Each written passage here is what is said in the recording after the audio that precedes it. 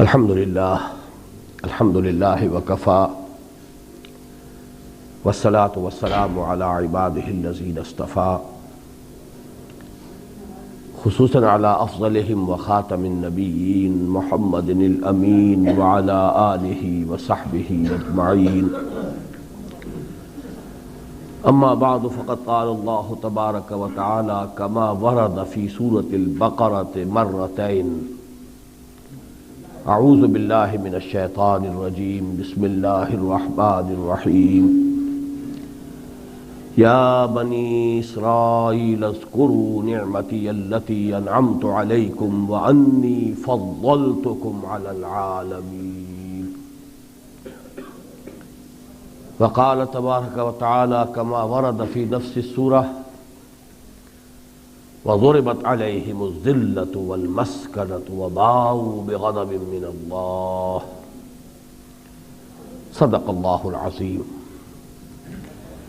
وعن عبد اللہ بن عمرو بن عاص رضی اللہ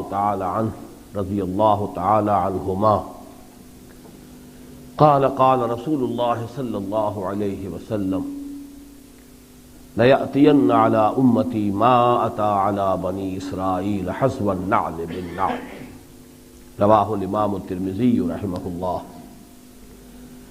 رب اشرح لی صدری ویسر لی امری واحلل عقدۃ من لسانی یفقہوا قولی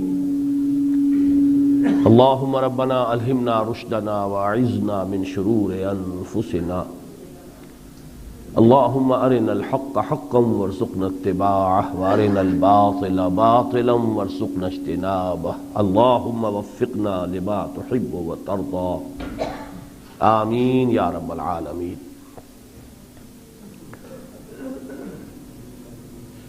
آج کا جو پروگرام طے کیا گیا اس پر مجھے کچھ حیرت ہوئی تھی، اس کا موضوع اور اس کا عنوان میری اطلاع کے بغیر اصل میں طے پا گیا،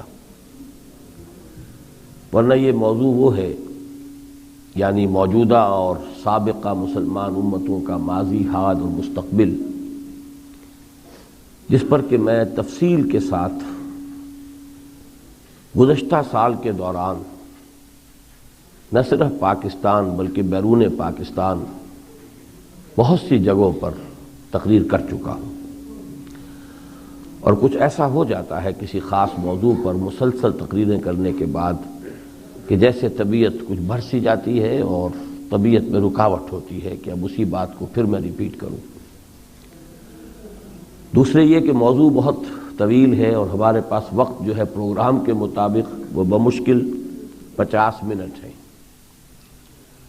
بہرحال میں اس کے باوجود کہ طبیعت میں آمادگی نہیں تھی، چونکہ پروگرام ہے، طے شدہ ہے، اطلاع ہوئی ہے، یہ بھی اندازہ تھا کہ کم ہی حضرات آئیں گے، لیکن جو حضرات بھی آئے ہیں ان سے بہرحال ان کا حق ادا کرنا ہے، اور دوسرے یہ کہ ہمارا جو یہاں تنظیمی اجتماع ہو رہا ہے اس میں جو حضرات یہاں مقیم ہیں ان کے لیے اگرچہ یہ بات بہت ہی زیادہ تکرار والی ہوگی بہت سے حضرات کے لیے، لیکن ان کو تو میں یہ چاہتا ہوں کہ یہ مضامین ازبر ہو جائیں۔ اس اعتبار سے تکرار میں کوئی مذائقہ نہیں ہے، تکرار ہمارے دین کے تو اصولوں میں شامل ہے۔ جو شخص نماز پڑھتا ہے آپ کو معلوم ہے کہ دن رات میں کتنی مرتبہ سورہ فاتحہ پڑھتا ہے، رکعتیں گن لیجیے ذرا 5 نمازوں کی، ہر سجدے میں آپ تکرار کرتے ہیں تسبیح کی، تو تکرار میں تو کوئی برائی نہیں ہے، تکرار تو گویا کہ ہمارے دین میں تو ہے۔ البتہ یہ ہے کہ میں یہ چاہتا ہوں کہ ذرا کوئی نئی ترتیب کے ساتھ بات ہو تاکہ لوگوں کے ذہن بھی کچھ بیدار رہیں اور بات کو سمجھیں، آمادگی ہو طبیعتوں کے اندر۔ پھر یہ کہ اگر دلچسپی برقرار رہی اور موضوع کا کچھ حصہ باقی رہ گیا تو عشاء کے بعد پھر کوشش کریں گے کہ اس کی تکمیل کریں۔ چونکہ میں ایک ترتیب بدل رہا ہوں اس حوالے سے سب سے پہلا جو سوال میں آپ کے سامنے رکھ رہا ہوں وہ یہ ہے، شاید بہت سے حضرات کے ذہنوں میں یہ پیدا ہوا بھی ہو کہ آخر ہمیں کیا ضرورت ہے کہ ہم سابقہ امت مسلمہ یا بنی اسرائیل کی تاریخ کو سمجھنے کی کوشش کریں۔ ہمارا تو ان کے ساتھ کوئی براہ راست واسطہ نہیں ہے، اس حوالے سے ہو سکتا ہے کسی کے ذہن میں یہ شبہ پیدا ہو کہ ضیاع ہے وقت کا، بیکار کی بات ہے۔ ہمارے ہاں بعض مذہبی حلقوں میں یہ بھی مغالطہ ہو گیا ہے کہ تورات اور انجیل کا مطالعہ نہیں کرنا چاہیے۔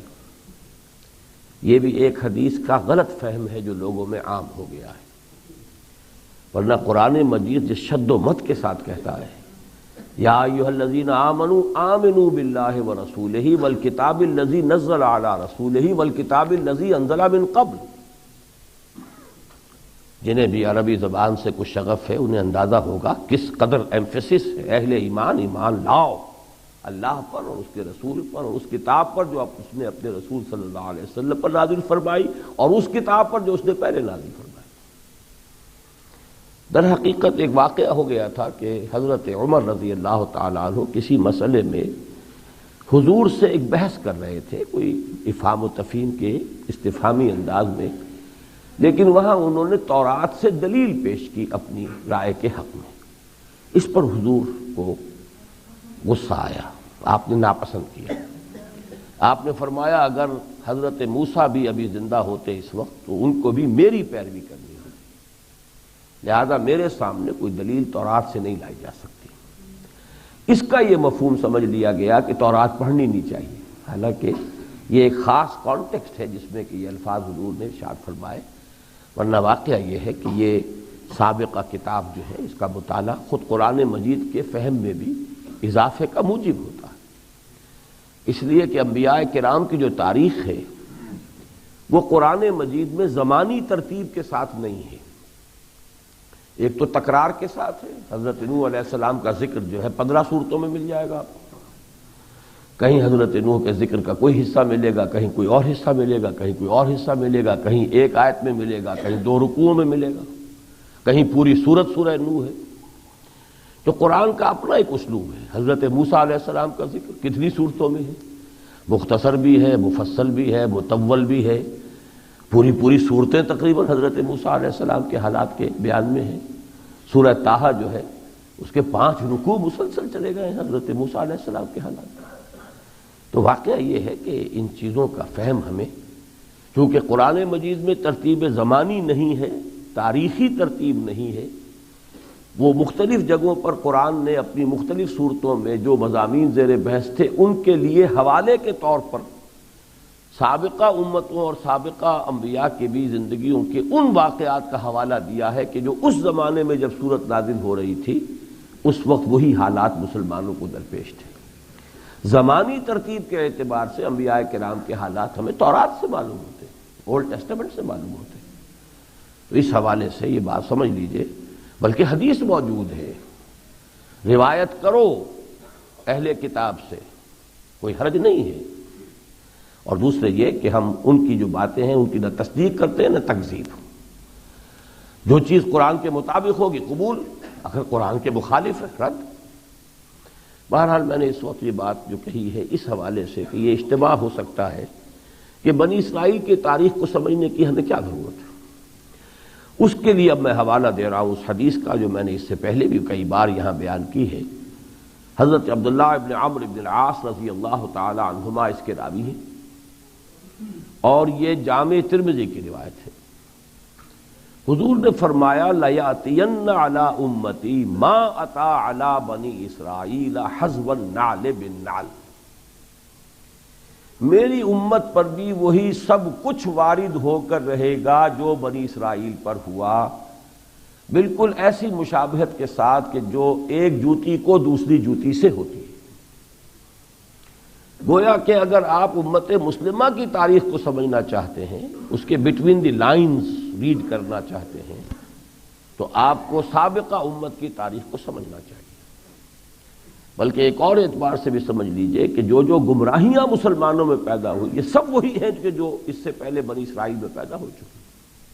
اس کی ایک لیے دوسری حدیث موجود ہے کہ تم بھی وہی کچھ کرو گے جو سابقہ امتوں نے کیا، یہاں تک کہ اگر وہ گوہ کے بل میں گھسیں تم بھی گھسو گے، اور اگر ان میں کوئی بدبخت ایسا اٹھا جس نے اپنی ماں کے ساتھ زنا کیا ہو تو تم میں بھی کوئی شقی ایسا ضرور اٹھے گا جو اپنی ماں کے ساتھ یہی حرکت کرے۔ تو ایک تو اخلاقی اعتبار سے، دینی اعتبار سے، عقائد کے اندر جو خرابی پیدا ہوئی اس کے اعتبار سے، ہماری صورتحال سابقہ امت سے بہت مشابہ ہے حضور کے اس قول کے مطابق۔ دوسرے تاریخی اعتبار سے لَيَأْتِيَنَّ عَلَىٰ امتی، ایک ہے کہ امت میں کیا کیا حالات پیدا ہو جائیں گے، ایک ہے امت پر کیا کیا حالات طاری ہوں گے، وارد ہوں گے۔ یہ ہے گویا کہ تاریخی معاملہ۔ تو امت کی 1400 برس کی تاریخ کے اندر صحیح فہم حاصل کرنا، اس کی گہرائی میں اترنا اور اسی کے حوالے سے مستقبل کے بارے میں سوچنا، اس کے لیے بہت ہی مفید ہے تاریخ بنی اسرائیل کا مطالعہ۔ دوسری بات میں یہ کہنا چاہتا ہوں کہ یہ اصطلاح بھی شاید مجھ سے پہلے کسی نے استعمال نہیں کی ہے، اور نئے ہونے کی وجہ سے ہو سکتا ہے کہ ذہن اس کے بارے میں بھی کچھ ہچکچاہٹ محسوس کرتے ہوں قبول کرنے میں۔ موجودہ امت مسلمہ اور سابقہ امت مسلمہ، گویا کہ میں یہودیوں کے لیے بھی امت مسلمہ کا لفظ استعمال کر رہا ہوں۔ آیا یہ لفظ جو ہے اس کے لیے استعمال کرنا صحیح ہے؟ تو اچھی طرح سمجھ لیجئے کہ اس کی بالکل مثال ایسے ہے کہ جیسے سابق کوئی گورنر تھا کسی علاقے کا، اس کے بعد اس نے کوئی غداری کی، وہ جیل میں ڈال دیا گیا، لیکن سابق گورنر تو ہے نا۔ اسی طرح کا معاملہ ہے سابقہ امت مسلمہ کا۔ سابقہ امت مسلمہ تو وہ ہے، یہ دوسری بات ہے کہ وہ کنڈیمڈ ہے، معزول ہے، مغضوب ہے، ملعون ہے۔ یہ تمام الفاظ میں وہ استعمال کر رہا ہوں جو قرآن مجید کے ہیں۔ لعن الذین کفروا من بنی اسرائیل علی لسان داؤد و عیسی ابن مریم، لعنت کی گئی ہے، مغضوب علیہم وباؤوا بغضب من اللہ۔ ابھی میں نے آپ کو آیت سنائی ہے، اور تقریباً اجماع ہے کہ سورہ فاتحہ میں غیر المغضوب علیہم سے مراد یہود ہے، ولا الضالین سے مراد نصارہ ہے۔ تو مغضوب، ملعون اور معزول شدہ امت ہے یہ، لیکن ہے امت مسلمہ جب تھی۔ اب اس کو آپ تاریخی اعتبار سے ذرا اچھی طرح نوٹ کر لیں، اور موجودہ اور سابقہ امت میں کچھ فرق بھی ہے، انہیں بھی نوٹ کر لیں۔ تاریخی جو فریم ورک ہے جو آپ کے ذہن میں بن جانا چاہیے، فریم آف ریفرنس جسے کہتے ہیں، ہسٹوریکل فریم آف ریفرنس۔ اگرچہ قوم کی حیثیت سے بنی اسرائیل حضرت یعقوب کے زمانے سے ان کی تاریخ شروع ہوئی۔ بنی اسرائیل کے معنی اسرائیل کی اولاد، اسرائیل لقب تھا حضرت یعقوب کا علیہ الصلوۃ والسلام۔ حضرت یعقوب پوتے تھے حضرت ابراہیم کے، حضرت ابراہیم کے صاحبزادے حضرت اسحاق، ان کے بیٹے یعقوب، انہیں اللہ نے 12 بیٹے دیے، تو وہ بنو اسرائیل ہوئے، اسرائیل کے بیٹے۔ ان کی جو نسل چلی 12 قبیلے، وہ بنی اسرائیل ہیں۔ تو حضرت یعقوب سے لے کر حضرت موسیٰ علیہ السلام تک بھی ایک قوم کی حیثیت سے تو بنی اسرائیل موجود تھے، لیکن امت مسلمہ کی حیثیت ان کی ہوئی ہے جب حضرت موسیٰ علیہ السلام کو اللہ تعالیٰ نے کتاب عطا فرمائی۔ کتاب اصل میں امت کی بنیاد ہے، شریعت ہے، کتاب ہے۔ جبکہ مصر سے لے کر نکلے ہیں حضرت موسیٰ علیہ السلام بنی اسرائیل کو، اور جو اولڈ ٹیسٹمنٹ کی ہے بک آف ایکسوڈس، کتاب الخروج، اس میں گنتی دے رکھی ہے 6 لاکھ یہودی اس وقت تھے، جو چند 72 کے قریب نفوس تھے۔ یہ غالباً جب داخل ہوئے ہیں حضرت یوسف علیہ السلام کے زمانے میں، حضرت یعقوب کی زندگی میں، لیکن چند 100 سالوں کے اندر اندر اتنے پھلے پھولے، اتنا انہوں نے عیش کیا کچھ عرصے، کہ یہ لاکھوں کی تعداد میں ہو گئے، جن میں سے بہت سو کو فرعونیوں نے قتل بھی کیا، یذبحون ابناءہم ویستحیون نساءہم۔ اس کے باوجود جب نکلے ہیں تو جو 6 لاکھ یہودی تھا، اور پوری ڈیٹیل آپ کو مل جائے گی، فلاں قبیلے کے اتنے مرد، اتنی عورتیں، اتنے بچے، فلاں کے اتنے مرد، پورا سینسس موجود ہے۔ تو 6 لاکھ کو لے کر نکلے ہیں۔ صحرائے سینا میں جب آئے، اللہ نے حضرت موسیٰ علیہ السلام کو پہلے تو 30 دن کا تھا جو طلبی ہوئی تھی، پھر اس میں 10 دن کا اضافہ کر کے 40 دن جو ہے انہیں وہاں کوہ طور پر ٹھہرایا، اور پھر انہیں تورات عطا کی۔ یہاں سے ان کی تاریخ شروع ہوئی ہے بحیثیت امت مسلمہ۔ وہاں سے لے کر اور جب حضور صلی اللہ علیہ وسلم کو قرآن عطا کیا گیا، اس وقت تک امت مسلمہ کی حیثیت اس دنیا میں یہود کو رہی ہے، بنی اسرائیل کو رہی ہے۔ اور یہ تاریخی اعتبار سے ڈیوریشن نوٹ کر لیجئے، 2000 برس، اس لیے کہ تقریباً 1400 قبل مسیح میں یہ خروج ہوا ہے مصر سے۔ اس وقت انہیں تورات دی گئی ہے، خذوا ما آتیناکم بقوۃ واذکروا ما فیہ لعلکم تشکرون۔ مضبوطی کے ساتھ پکڑو جو ہم نے کتاب کو پکڑنا. ابھی جب میں آ رہا تھا تو جو درس ہو رہا تھا یا واعتصموا بحبل اللہ جمیعا، واعتصموا باللہ، اللہ سے چمٹ جاؤ، یعنی اللہ کی رسی کو مضبوطی سے پکڑ لو. اللہ کی رسی، اللہ کی کتاب. اسی کو کہا خذوا ما آتیناکم بقوۃ وَإِذْ أَخَذْنَا مِيثَاقَكُمْ وَرَفَعْنَا فَوْقَكُمُ الطُّورَ خُذُوا مَا آتَيْنَاكُمْ بِقُوَّةٍ. مضبوطی کے ساتھ اب اسے تھامو. یہ ہے اصل میں کہ جہاں سے ان کی تاریخ شروع ہوئی 1400 قبل مسیح، اور جب کہ پھر قرآن محمد الرسول اللہ صلی اللہ علیہ وسلم پر نازل ہونا شروع ہوا 610 عیسوی میں. اور در حقیقت جو ہوئی ہے اس امت کی معزول ہونے کا معاملہ وہ ہوا ہے 624 عیسوی میں، جبکہ تحویل قبلہ ہوا. تحویل قبلہ علامت تھی کہ وہ امت جس کا مرکز یروشلم تھا، جس کا مرکز ہیکل سلیمانی تھا، اب یہ اس مقام، اس منصب سے معزول کر دی گئی، اور یہ امت محمد صلی اللہ علیہ وسلم جس کا مرکز کعبہ ہے، یہ اب اس مقام پر فائز کر دی. ایک کی معزولی ہوئی، ایک کا نصب ہوا. اور اس کے لیے گویا کہ میں اسے کہا کرتا ہوں تاج پوشی، یا جیسے بھی آپ اسے کہیں کورونیشن، اس کے لیے سمبل کیا ہے؟ تحویل قبلہ. وہاں سے لے کر یہاں تک یہ تاریخ ہے اس امت کی. پھر اس میں ایک بات اور نوٹ کیجئے کہ قرآن مجید کی جو آیت میں نے آپ کو ابھی سنائی شروع میں، 2 مرتبہ بالکل انہی الفاظ میں آئی. قرآن مجید میں سورہ بقرہ کا 6واں رکوع شروع ہوا اس آیت سے، یا بنی اسرائیل اذکروا نعمتی التی انعمت علیکم وانی فضلتکم علی العالمین. پھر یہ کہ 15واں رکوع پھر شروع ہوا اسی آیت سے، یا بنی اسرائیل اذکروا نعمتی التی انعمت علیکم وانی فضلتکم علی العالمین. اس مقام سے اس مقام تک پہنچی ہے یہ قوم.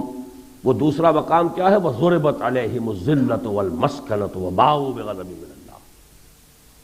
ان پر ذلت مسلط کر دی گئی، ان پر کم ہمتی اور مسکنت طاری کر دی گئی، اللہ کے غضب میں گر گئے، اللہ کا غضب لے کر لوٹے. اب آپ دیکھیے کہاں سے کہاں تک، 1000 فرسنگست، کہاں سے کہاں، از کجا تاب کجا، کہاں وہ مقام فضلناکم علی العالمین، کہاں یہ مقام ضربت علیہم الذلۃ والمسکنۃ وباءوا بغضب من اللہ. اس سے ایک بات سمجھ لینی چاہیے کہ کسی بھی مسلمان امت کو یہ غرہ نہیں ہو جانا چاہیے کہ اللہ تعالیٰ نے اسے کوئی فضیلت دی ہے، اس پر کوئی انعام کیا ہے، اس پر اللہ تعالیٰ کا کوئی فضل ہوا ہے تو وہ ہر حال میں رہے گا. یہ فضل، یہ انعام مشروط ہے اس کا حق ادا کرنے کے ساتھ. اگر حق ادا کریں گے لئن شکرتم لازیدنکم ولئن کفرتم ان عذابی لشدید. اس امت کا ایک اور معاملہ جو ہے بہت بڑی فضیلت کا جو مظہر ہے وہ یہ ہے کہ 1400 برس تک اس امت میں نبوت کا تار ٹوٹا ہی نہیں. ویسے یہ کہ جہاں تک مقام کا، مرتبے کا، افضلیت مطلقہ کا تعلق ہے، حضور صلی اللہ علیہ وسلم کا مقام شاید ان سب سے ہی بھاری ہے، سید المرسلین، سید الاولین والآخرین. لیکن آپ ایک پہلو سے دیکھیے 1400 برس تک نبی آ رہے ہیں. وہ حدیث آپ نے سنی ہے، میری جو خلافت کی تقریریں ہیں، کہ کانت بنو اسرائیل تسوسہم الانبیاء کلما ہلک نبی خلفہ نبی. جیسے ہی کسی نبی کا انتقال ہوتا تھا اس کا خلیفہ بھی نبی ہوتا تھا. مسلسل تار چلا رہا. اور یہ تار شروع ہوا تو 2 رسول 2 نبی موجود تھے، حضرت موسیٰ بھی تھے، حضرت ہارون بھی تھے. اور جب یہ تار ٹوٹا ہے، آ کر ختم ہوا ہے، تب بھی 2 موجود تھے، حضرت عیسیٰ بھی تھے، حضرت یحییٰ بھی تھے. یہ ہے فضیلت کا عالم. ویسے ہم یہ بھی شمار کر سکتے ہیں کہ انہیں 3 کتابیں دی گئی، تورات، زبور، انجیل. ویسے حقیقت یہ کہ کتاب ایک ہی ہے. کتاب کے لفظ کو بھی جب ہم جنرلائز کرتے ہیں تو یہ 4 کتابیں ہیں، تورات بھی، زبور بھی، انجیل بھی، قرآن بھی. حقیقت میں کتابیں 2 ہی ہیں، تورات اور قرآن. اس لیے کہ شریعت صرف ان 2 میں ہے. انجیل میں کوئی شریعت نہیں، زبور میں کوئی شریعت نہیں. زبور جو ہے وہ صرف حمد کے ترانوں کا مجموعہ ہے. حضرت داؤد علیہ السلام جب اللہ کے حمد کے راگ الاپتے تھے، انہیں اللہ نے بہت اچھی آواز دی تھی، خوش الحان تھے، تو پرندے بھی شامل ہو جاتے تھے، پہاڑ بھی وجد میں آتے تھے، شامل ہو جاتے تھے اس حمد میں، اس نغمہ سرائی میں. تو وہ ہے ترانے ہیں، حمد کے ترانے ہیں، یہ زبور ہے. اور انجیل کیا ہے؟ یہ ایک نصیحت ہے، حکمت ہے، وعظ ہے، دین کی حقیقت کو سمجھانے کی کوشش ہے. ورنہ قانون کوئی نیا جو ہے انجیل میں نہیں آیا، شریعت موسوی، شریعت محمدی، شریعت دو ہی ہیں، اسی وجہ سے امتیں بھی دو ہی ہیں۔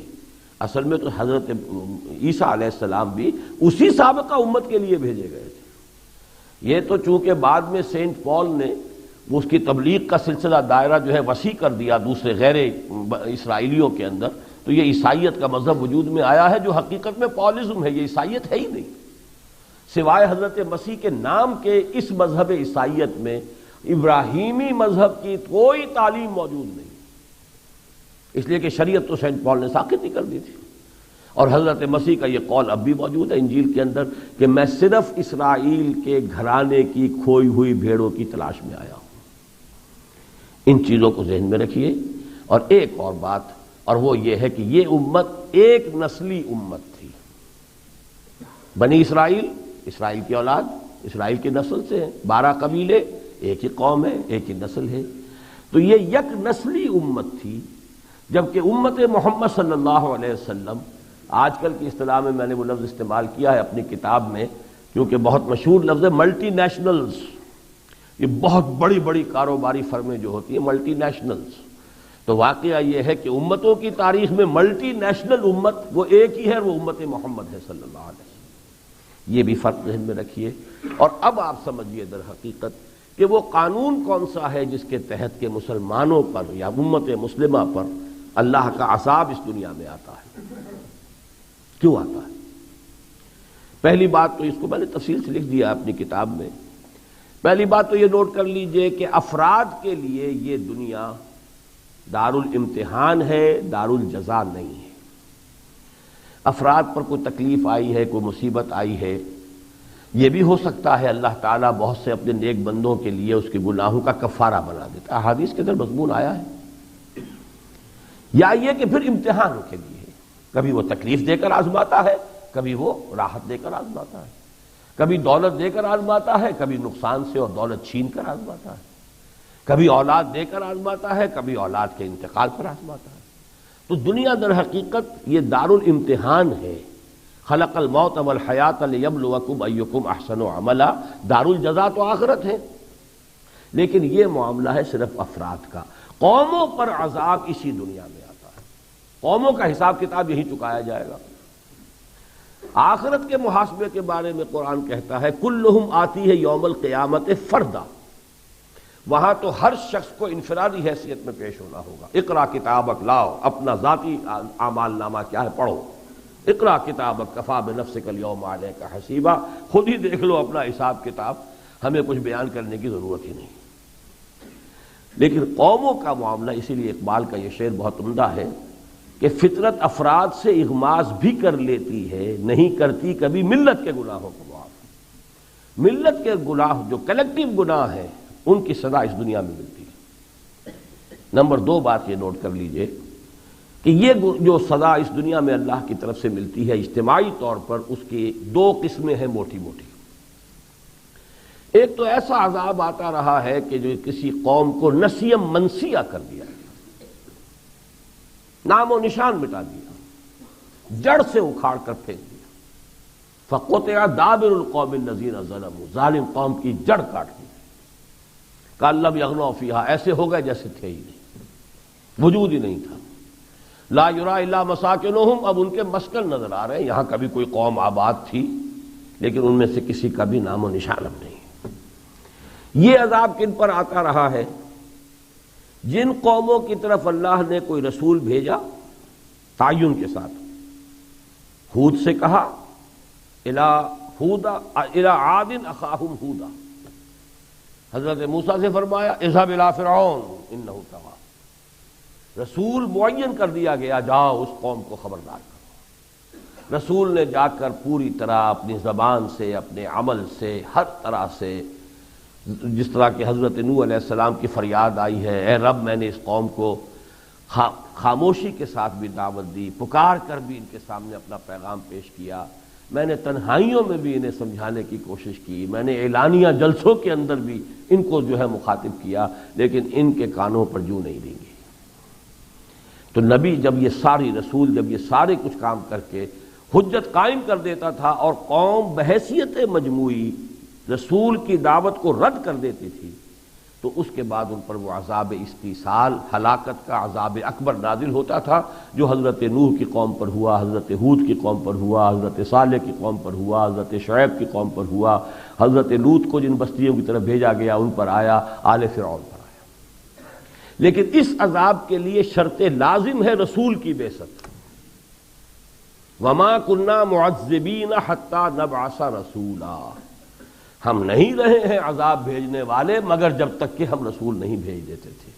یعنی جیسے آپ عام کہتے ہیں نا کہ کسی شخص کی بڑی بزدلی ہے کہ وہ پیچھے سے آ کے کسی کے سر میں لاٹھی دے وارے، بہادری تو یہ سامنے سے آؤ، للکارو، آؤ مقابلے میں، پھر وار کرو، یہ بہادری ہے۔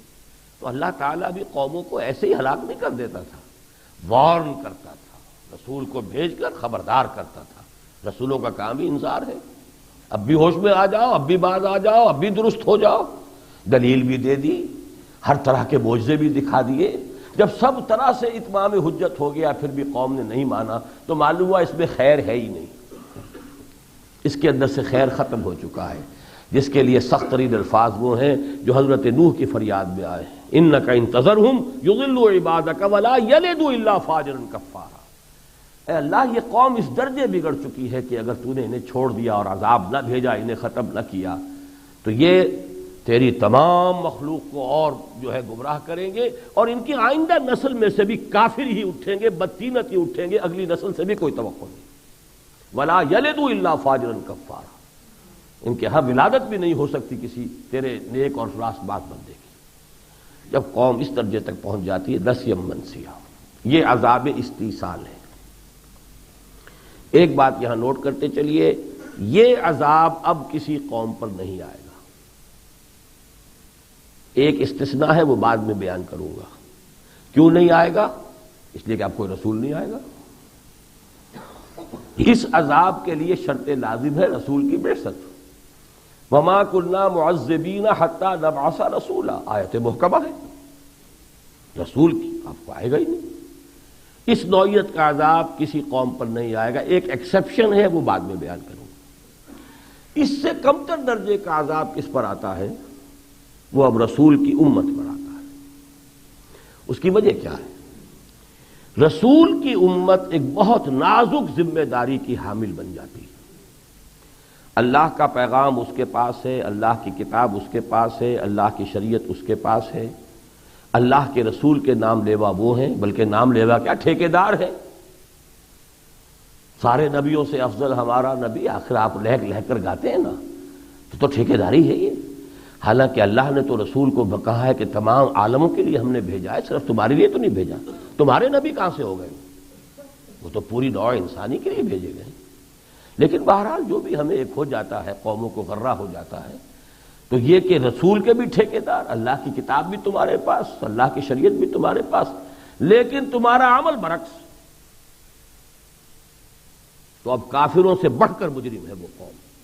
اچھی طرح سمجھ لیجئے، میں جو کوئی لفظ بھی جوش میں تو کہہ رہا ہوں لیکن ہوش کے بغیر نہیں کہہ رہا ہوں۔ کافروں سے بڑھ کر مجرم ہے قوم، اس لیے کہ اب باقی پوری دنیا کو دین پہنچانا تمہارے ذمہ تھا، تم نے الٹا پہنچانا شروع کر دیا، برعکس روش اختیار کر دی۔ تمہیں دیکھ کر بجائے اس کے کہ کوئی اللہ کے دین کی طرف راغب ہو اور متنفر ہوگا، تو نتیجہ یہ ہوگا کہ تم اللہ کے نمائندے تھے اس زمین پر اور تم نے مس ریپرزینٹ کیا اللہ کو، اور بجائے اللہ کی طرف بلانے کے اللہ سے بھگایا، اللہ سے نفرت دلائی، اللہ کے دین سے ان کے اندر نفرت اور تنفر پیدا کیا، لہذا دوسروں کی گمراہی کا وبال بھی تمہارے سر پر ہے۔ اس کو اچھی طرح سمجھ لیجئے، اس لیے کہ ہمارے جو عوام کے اندر چیزیں بیٹھی ہوئی ہیں، ہم تو امت مرحومہ ہیں، یہی وہ چیزیں ہیں کہ جس کی وجہ سے ہمارے ہاں اعمال کے اندر تنزل پیدا ہوا، اور یہ بھی وہی چیز ہے کہ جو یہود میں پیدا ہوئی۔ یہود کا قول قرآن میں نقل ہوا ہے، کئی طرح کے قول، سیغفر لنا، ہمیں تو بخشی دے گا اللہ، لن تمسنا النار الا ایاما معدودات، ہمیں نہیں چھو سکتی آگ مگر گنتی کے چند دن۔ اور سب سے بڑا قول ان کا یہ تھا، نحن ابناء اللہ واحباؤہ، ہم تو اللہ کے بیٹوں کے مانند ہیں، بیٹے ہیں اللہ کے اور اس کے بڑے چہیتے ہیں، احباؤہ، بڑے چہیتے اور لاڈلے۔ اس کا جواب اللہ نے دیا ایسے ہی لاڈلے اور چہیتے بنے پھرتے ہو، فَلِمَ يُعَذِّبُكُم بِذُنُوبِكُم، وہ تمہیں کیوں عذاب دیتا رہا ہے؟ آخرت کا عذاب کیوں نہیں دے گا جبکہ دنیا میں تمہاری پٹائی کراتا رہا ہے، جبکہ تمہیں دنیا میں سزا دی ہے؟ تو یہاں لفظ عذاب آیا ہے، فَلِمَ يُعَذِّبُكُم بِذُنُوبِكُم بَلْ أَنتُم بَشَرٌ مِّمَّنْ خَلَقَ، تم بھی ویسے ہی انسان ہو جیسے کہ اور انسان ہم نے پیدا کیے ہیں۔ تمہارا ہمارا تعلق اس شریعت، اس کتاب، اس ہدایت کے واسطے سے ہے۔ تم اگر اس شریعت، اس کتاب، اس ہدایت کے ساتھ وفاداری کرو گے، مجھے وہ شعر یاد آ گیا اقبال کا جواب شکوہ کا، کہ محمد سے وفا تو نے تو ہم تیرے ہیں، یہ جہاں چیز ہے کیا لوح و قلم تیرے ہیں، اور محمد سے کی بے وفائی صلی اللہ علیہ وسلم اور اس کے دین کے ساتھ کی غداری اور اس کی دی ہوئی کتاب کو جو ہے پیٹھوں کے پیچھے پھینکا، جیسے کہ قرآن مجید میں یہود کے بارے میں آیا نبذ فریق من الذین اوتوا الکتاب کتاب اللہ وراء ظہورہم، اگر یہ کرو گے تو دوسروں سے بڑھ کر مجرم ہو، عذاب کے کوڑے تمہاری پیٹھ پر برسیں۔ اس سے پہلے کہ میں اس قانون عذاب کی جو اپلیکیشن ہے اس کے چند سیلین فیچرز آپ کے سامنے رکھوں، اہم نکات، ایک نقطہ اور نوٹ کر لیجئے اس میں۔ عذاب کے سلسلے میں میں نے جو دفعات بیان کی ہیں وہ کیا ہیں؟ نمبر ایک، افراد کے لیے یہ دنیا دارالامتحان ہے، دارالجزا نہیں ہے۔ قوموں، امتوں، ملتوں کے لیے اجتماعی عذاب اسی دنیا میں ہے۔ نمبر تین، وہ عذاب کی بدترین صورت، سب سے بڑی صورت، وَلَنُذِيقَنَّهُم مِّنَ الْعَذَابِ الْأَدْنَىٰ دُونَ الْعَذَابِ الْأَكْبَرِ، وہ تو یہ ہے کہ کسی قوم کو بالکل ملیا میٹ، نسیم منسیہ کر دیا جائے، تہس نہس، نام و نشان ختم، جو قوم نوح، ہود اور قوم صالح پر جو عذاب آیا۔ لیکن اس کے لیے شرط لازم ہے رسول کا بھیجا جانا۔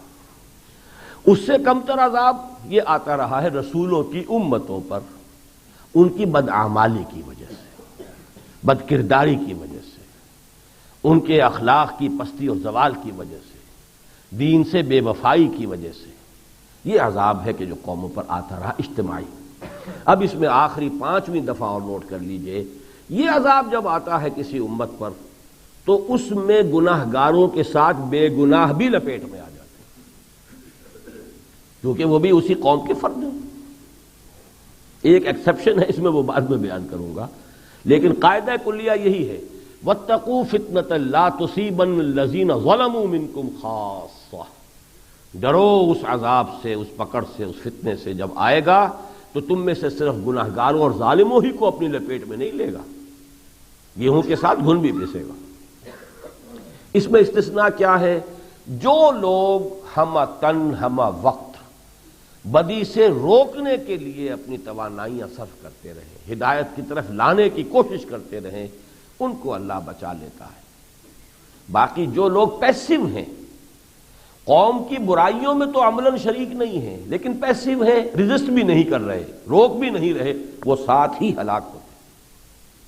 البتہ ایکٹیولی آپ ان کو روکنے کی کوشش کرتے رہیں، بچانے کی کوشش کرتے رہیں، دعوت دیتے رہیں، تو پھر یہ ہے کہ اللہ تعالیٰ سورہ اعراف میں جو اصحاب السبت کا واقعہ بیان ہوا ہے اس کے حوالے سے یہ بات سامنے آتی ہے کہ اللہ تعالیٰ فَانْجَيْنَا الَّذِينَ يَنْهَوْنَ عَنِ السُّوءِ، ہم نے بچا لیا ان کو جو روک رہے تھے بدی سے۔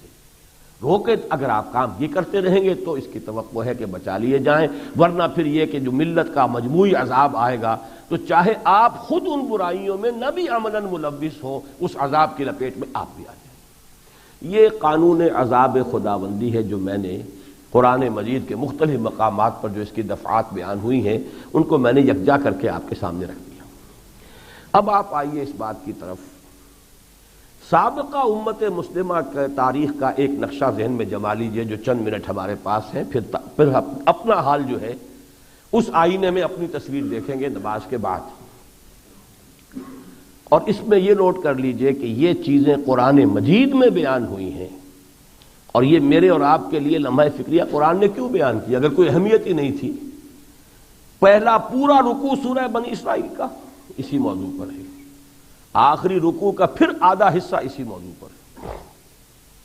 عجیب تقسیم یہ کی ہے کہ اگر میں تاریخ بنی اسرائیل کے ادوار گناؤں تو سب سے پہلے یہ کہ حضرت موسیٰ علیہ السلام کی اپنی زندگی، ان کی بعثت، پھر اس کے بعد کا ایک دور ہے ایکسوڈس کے بعد 300 برس ان کے اوپر ایسے ہی رہے ہیں کہ کوئی مرکزی حکومت قائم نہیں ہوئی، لیکن پھر ان کی جو ہے بڑی عظیم سلطنت قائم ہوئی۔ حضرت طالوت، حضرت داؤد اور حضرت سلیمان علیہ السلام 100 برس ہیں تقریباً، ایگزیکٹلی 96 برس ہیں کہ بڑی زبردست قوت اور سطوت اور شان اور شوکت اور حکومت اور دبدبا اور عزت اللہ نے عطا کی۔ اس کے بعد ان میں بدعمالیاں پیدا ہوئیں، ان کے اندر اخلاقی، عقائد کی ہر طرح کی پستی، ہر طرح کا زوال آیا، دنیا پرستی آئی، دولت پرستی آئی، شہوت پرستی آئی، تو اس کے نتیجے میں اللہ کے عذاب کے کوڑے برسے۔ قرآن مجید نے یہاں سے بات شروع کی ہے سورہ بنی اسرائیل کے پہلے رکوع میں، وَقَضَيْنَا بَنِي إِسْرَائِيلَ فِي الْكِتَابِ لَتُفْسِدُنَّ فِي الْأَرْضِ مَرَّتَيْنِ وَلَتَعْلُنَّ عُلُوًّا كَبِيرًا۔ ہم نے پہلے ہی انہیں خبردار کر دیا تھا، اللہ تعالیٰ نے پیشگی متنبع کر دیا تھا کہ تم 2 مرتبہ بڑی سرکشی کرو گے اور اس سرکشی کے نتیجے میں ہمارے عذاب اور سزا کے کوڑے تم پر برسیں گے۔ اس کے بعد ان 2 عذابوں کا تذکرہ کیا، 2 ادوار کا۔ تاریخی اعتبار سے نوٹ کر لیجئے، اس سے پہلے کے جو ادوار ہیں وہ شروع میں، وہ آخری رکوع میں جا کے بیان کیے۔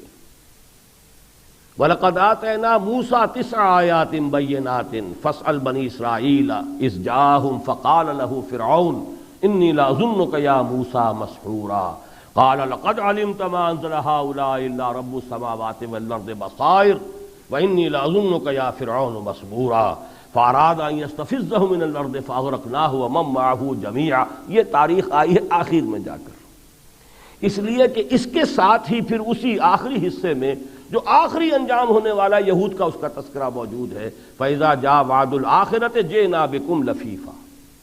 ابھی ذرا اس سے نظر ہٹائیے، تو اول و آخر ہے آخری رکوع میں، درمیانی ادوار جو ہیں ان کا ذکر جو ہے وہ ہے پہلے رکوع میں، خاص طور پر 2 مرتبہ جو عذاب کے کوڑے ان پر برسے، اس کو تاریخی طور پر نوٹ کر لیجئے۔ پہلے ان پر اشوریوں کے ہاتھوں عذاب آیا تقریباً 7ویں صدی قبل مسیح میں۔ شمالی حصہ جو ہے اسرائیل کی مملکت وہ تباہ و برباد ہے۔ تقریباً 100 برس بعد اصل کوڑا پڑا ہے ان پر عذاب کا، نیبوکڈنیزر بخت نصر کے ہاتھوں۔ وہ عراق کا بادشاہ تھا، بیبیلونیا سے مراد عراق ہے۔ اس نے ایک وہاں یروشلم میں، اور اندازہ کیجئے اس وقت آج سے 2500 سال پہلے یروشلم کی آبادی 12 لاکھ تھی۔ آخر حضرت سلیمان کا پایہ تخت رہا تھا، ہیکل سلیمانی انہوں نے تعمیر کیا تھا۔ یہود کی تاریخ کا عہد زریں جو ہے وہ اسی سے متعلق ہے۔ 12 لاکھ کا شہر اس زمانے میں، 6 لاکھ کو قتل کیا اس نے، اور 6 لاکھ کو قیدی بنا کر لے گیا۔ اس کو وہ کہتے ہیں دی پیریڈ آف کیپٹیوٹی۔ 150 برس اور کچھ لوگ 100 برس، 100 سے 150 برس تک یہ حالت اسیری میں رہے ہیں بیبیلونیا میں، اور یروشلم کا حال یہ تھا۔ ہیکل سلیمانی مسمار کر دیا گیا، اس کی اینٹ سے اینٹ بجا دی گئی، اور افراد کو جیسا کہ میں نے عرض کیا قتل کیا یا لے گیا۔ ایک متنفذ نہیں بچا وہاں، ایک متنفذ، نہ 2 اینٹیں سلامت رہیں ایسے شہر میں جس کی آبادی 12 لاکھ تھی، جہاں ہیکل سلیمان تھا۔ No 2 bricks remained intact، اور کوئی متنفذ نہیں رہا۔ اسی کا نقشہ نوٹ کر لیجئے، سورہ بقرہ میں اللہ تعالیٰ نے بیان کیا، او کالذی مر علی قریۃ وہی خاویۃ علی عروشها۔ یہ حضرت عزیر کا معاملہ ہے، جب وہ اس بستی پہ آئے ہیں اور یروشلم کو دیکھا ہے، بستی تو ویران پڑی ہوئی، کوئی متنفذ نہیں ہے وہ شہر۔ اور اس وقت حالانکہ اللہ کے رسول ہیں، ان کے دماغ میں بھی یہ وسوسہ پیدا ہو گیا، انا یحیی ھذہ اللہ بعد موتھا، اس بستی کو اللہ کیسے دوبارہ آباد کرے گا، یہ بستی جو اس درجے ہلاک ہو گئی۔ تو اللہ نے پھر انہیں 100 سال کے لیے سلا دیا، موت طاری کر دی۔ فاباتہ اللہ 100 عام ثم بعثہ، یہ پورا واقعہ سورہ بقرہ میں آپ آیت الکرسی کے فوراً بعد جو رکوع ہے اس میں دیکھتے ہیں، یہ وہی حضرت عزیر ہیں۔ اور یہی 100 سال ہیں کہ جو یہود پڑے رہے وہاں کیپٹیوٹی میں بیبیلونیا میں، پوری قوم وہاں اسیری میں رہی، اور یہاں حضرت عزیر جو ہے وہ اس موت کی کیفیت میں وہ مبتلا رہے، اس نیند میں رہے۔ کہیے موت اور نیند ایک ہی شے ہے۔ اسی لیے جو مسنون دعا ہے، صبح کے وقت جب اٹھ کر آنکھ کھلے تو دعا مانگتے ہیں، الحمدللہ الذی احیانی بعد ما اماتنی والیہ النشور۔ اس اللہ کے لیے حمد اور تعریف ہے جس نے مجھے دوبارہ زندگی عطا کی، اس کے بعد کہ مجھ پر موت طاری ہو گئی تھی۔ تو نیند جو ہے وہ در حقیقت موت کی بہن ہے۔ تو وہ 100 سال یہاں یہ رہے ہیں موت کی حالت میں یا نیند کی حالت میں، اور وہ وہاں رہی ہے پوری قوم بیبیلونیا میں۔ اس کے بعد یہ جو سائرس جو ایران کا شہنشاہ تھا، جس کی 2500 سالہ برسی اب سے کوئی 20 برس قبل یہ شہنشاہ ایران نے منائی تھی، اس کے مقبرے کے پاس شہر آباد کیا تھا، پوری دنیا کو جمع کیا تھا، بہت بڑا جشن منایا تھا، اس لیے کہ شہنشاہ ایران اصل میں ایران کی سابقہ سطوت کو دوبارہ بحال کرنے کے خواب دیکھ رہا تھا۔ لہذا وہ سائرس کیخورس، قرآن کی اصطلاح میں وہ ذوالقرنین، اس نے پھر حملہ کیا ہے عراق پر، اور عراق سے پھر ان یہودیوں کو اجازت دی، go back, you can go to your own city, جاؤ اس کو دوبارہ جو ہے آباد کر لو اور جا کر وہاں پر اپنا ہیکل تعمیر کر لو۔ اور حضرت عزیر علیہ السلام کی دعوت چونکہ پہنچ چکی تھی ان کے پاس، اب یہ 100 سال رہے، وہ 150 سال رہے، یہ 50 سال وہ ہیں جن کے دوران انہوں نے دعوت دی، اور اللہ نے اس قوم کو توبہ کی توفیق عطا فرما دی۔ پھر ان میں اصل ایمان پیدا ہو گیا، پھر ان کے اخلاق صحیح ہو گئے، پھر ان کے عقائد صحیح ہو گئے، اللہ تعالیٰ نے پھر ایک مرتبہ انہیں سطوت اور شوکت عطا فرمائی۔ چنانچہ سورہ بنی اسرائیل کے اس پہلے رکوع کی آیت کیا ہے؟ ثم رددنا لكم الكرة عليهم وامددناكم باموال وبنين وجعلناكم اکثر نفیرا۔ پھر ہم نے تمہاری باری لوٹا دی، پھر تمہیں عزت دی، تمہیں نفری بھی تمہاری کثیر کر دی، تمہیں بیٹے دیے، تمہیں دولت دی۔ یہ ان کا دوسرا دور ہے سطوت کو شوکت کا، اور یہ ہوا ہے، اس کو نام ہے تاریخ میں مکابی، دی مکابی امپائر، سلطنت مکابی۔ لیکن پھر ان کے اندر کچھ عرصے کے بعد پھر وہ زوال، پھر وہی رقص و سرود، پھر وہی ہیرود بادشاہ جو تھا حضرت یحییٰ علیہ السلام کو جس نے قتل کروایا ہے، اس نے در حقیقت اس کی بے حیائی اور شریعت کے ساتھ استہزاء اس انتہا کو پہنچ گیا تھا کہ اس نے ماں اور بیٹی دونوں کو اپنے گھر میں ڈالا ہوا تھا۔ اس پر تنقید کی ہے حضرت یحییٰ علیہ السلام نے، اور پھر اس کو گرفتار کیا حضرت یحییٰ علیہ السلام کو اور جیل میں ڈالا۔ اور وہ جو بیٹی تھی اس نے رقص دکھایا ہے جب دربار کے اندر ہیرود کو، بادشاہ کو، تو بادشاہ جب مست ہوا اس نے کہا مانگو کیا مانگتی ہو؟ اس نے ماں سے مشورہ کیا کیا مانگو؟ اس نے کہا کہ یحییٰ کا سر مانگو۔ اللہ کے وہ نبی جن کی تعریف قرآن میں آئی ہے سورہ مریم میں، وہ بچے، یا یحییٰ خذ الکتاب بقوہ وآتیناہ الحکم صبیا وحنانا من لدنا وزکاۃ وکان تقیا وبرا بوالدیہ ولم یکن جبارا عصیا۔ اس یحییٰ کا سر جلاد کی ایک تلوار کی حرکت سے کٹا ہے، دشت میں آیا ہے، دربار میں پیش کیا گیا ہے اس رقاصہ کے ساتھ۔ جب اس حد کو پہنچ گیا ہے ان کی سرکشی، ان کا تمرد، ان کی دین کے ساتھ استہزاء اور تمسخر کا معاملہ، پھر عذاب الہی کے کوڑے آئے۔ پھر پہلے یہ یونانیوں کے ہاتھوں پیٹے، پھر یہ رومیوں کے ہاتھوں پیٹے۔ حضرت مسیح علیہ السلام کے زمانے میں آپ کو معلوم ہے کہ یروشلم پر در حقیقت رومیوں کی حکومت تھی۔ پلاٹس پونٹس جو ہے رومی گورنر تھا، باقی ایک آٹونومی انہوں نے دے رکھی تھی یہودیوں کو، مذہبی آٹونومی، اپنے معاملات تم جیسے چاہو کر لو۔ جیسے یہ کہ انگریز کے دور میں بھی ہمیں اجازت تھی بھائی نکاح طلاق کے مسائل جیسے چاہو تمہارے مفتی بتائیں، تمہارے قاضی بتائیں، طے کر لو، اسی طرح کی آٹونومی تھی۔ لیکن ان یہودیوں نے حضرت مسیح علیہ السلام کو بھی بجائے اس کے کہ ان کی دعوت قبول کرتے، انہوں نے ولد الزنا قرار دیا، انہیں جادوگر قرار دیا، مرتد قرار دیا، سولی پر چڑھا کے دم لیا۔ یہ دوسری بات ہے کہ اللہ تعالیٰ نے معاملہ دوسرا کیا، انہیں زندہ آسمان پر اٹھا لیا۔ یہ قوم اس وقت سے کنڈمڈ ہے۔ کنڈمڈ کسے کہتے ہیں آپ؟ کنڈمڈ پرزنر، جسے موت کی سزا ہو چکی ہو، ابھی ایگزیکیوشن نہیں ہوئی، اس وقت سے آج تک یہ قوم ملعون، مغضوب، کنڈمڈ ہے، کیونکہ جو رسول ان کی طرف بھیجے گئے رسولاً الی بنی اسرائیل وہ حضرت مسیح علیہ السلام تھے۔ انہوں نے بجائے اس کے کہ انہیں مانتے اور ایمان لاتے، سولی پر چڑھایا، اپنے بس پڑتے۔ لہذا اس وقت سے لیکن ان کو اللہ نے روک لیا ہے، روکا بھی ہے ایک حکمت کی وجہ سے، وہ میں بعد میں بیان کروں گا، لیکن یہ جان لیجئے کہ یہی وہ ایکسیپشن ہے در حقیقت۔ اس قوم پر عذاب استیصال ابھی آنا ہے، مستحق ہو چکی تھی یہ آج سے 1900 برس قبل، جب حضرت مسیح علیہ السلام کو انہوں نے اپنے بس پڑتے اپنے خیال میں سولی پر چڑھایا۔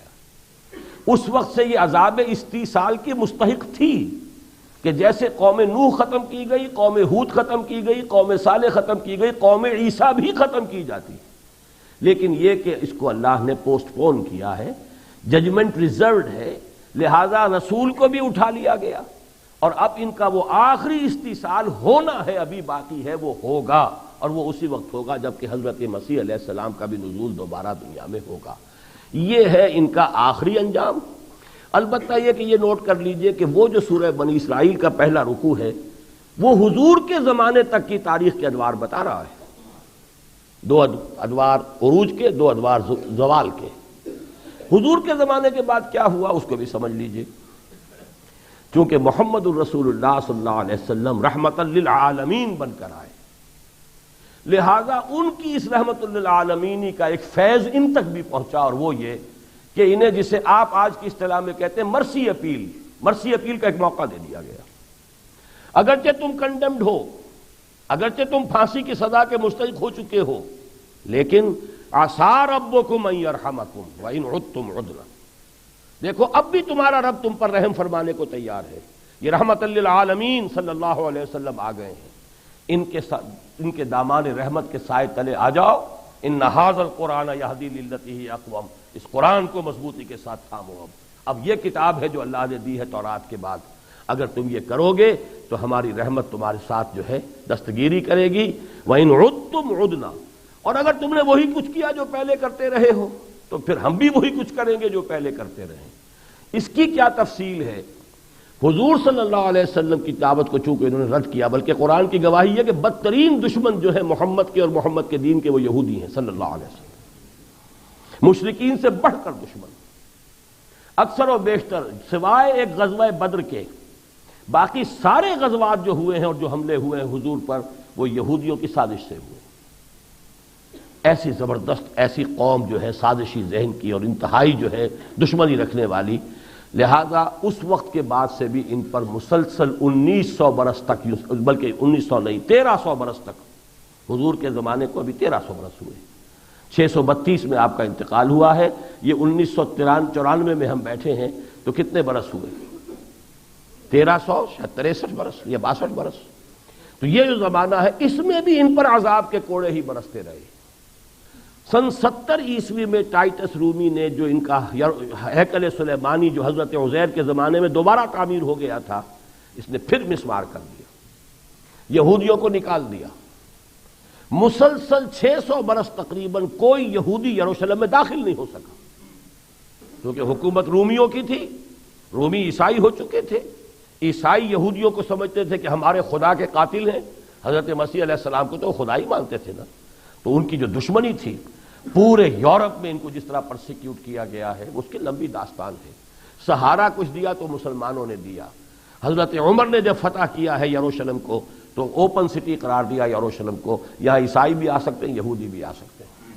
یہ فضل سب سے پہلے کرم کیا ہے حضرت عمر فاروق نے رضی اللہ تعالی عنہ، اور نمبر 2 مسلمانوں نے ان کو پناہ دی اسپین میں، یورپ کا یہودی سمٹ کر کھنچ کر اسپین میں جمع ہوا ہے، وہیں سے انہوں نے عیسائیت کے نقب لگائی ہے پشت میں، اور ویسٹ کے ذریعے سے عیسائیت کے اوپر اپنا تسلط قائم کیا ہے۔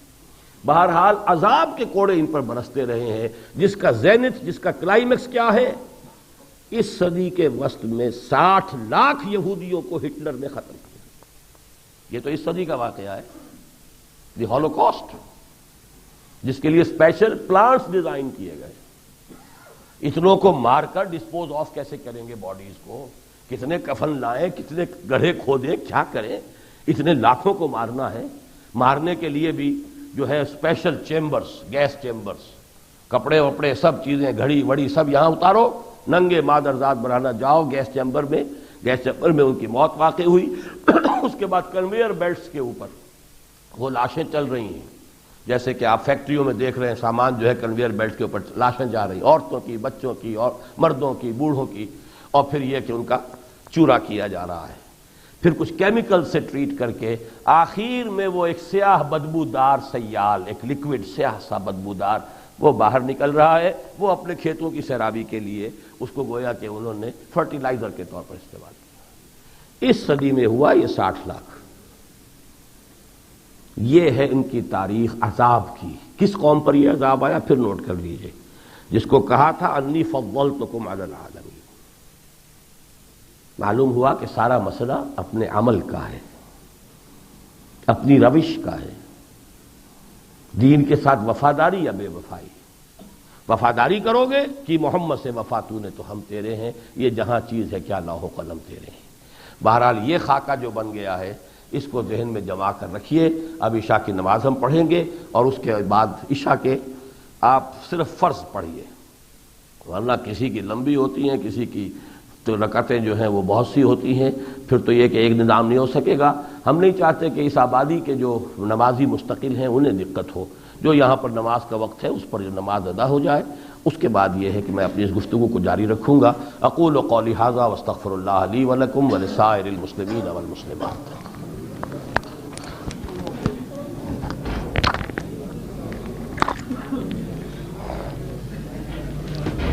عباده الذین اصطفى اما بعد فاعوذ باللہ من الشیطان الرجیم بسم اللہ الرحمن الرحیم رب اشرح لی صدری ویسر لی امری واحلل عقدۃ من لسانی یفقہوا قولی۔ میں نے عشاء کی نماز سے قبل جو مضامین بیان کیے ہیں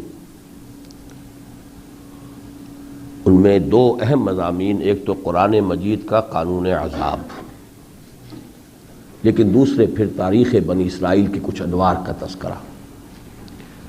اسی کی مناسبت سے میں چاہتا تھا کہ کوئی اور حافظ صاحب اگر ہوتے تو وہ نماز میں یہ آیات پڑھتے جن کا حوالہ ابھی ہماری تقریر میں آیا ہے۔ کیونکہ کوئی ایسے محسوس ہوا کہ موجود نہیں ہے تو پھر یہ میں نے مشقت کی ہے خود، اور اس کے ساتھ ہی خیال آیا ہے کہ آگے بڑھنے سے پہلے ان آیات کا ایک مختصر سا ترجمہ میں آپ کو کر دوں تاکہ اس کے ساتھ ایک ذہنی جو ہے رابطہ قائم ہو جائے۔ سبحان الذی اسریٰ بعبدہ لیلا من المسجد الحرام الى المسجد الاقصی الذی بارکنا حولہ لنریہ من آیاتنا انہ هو السمیع البصیر۔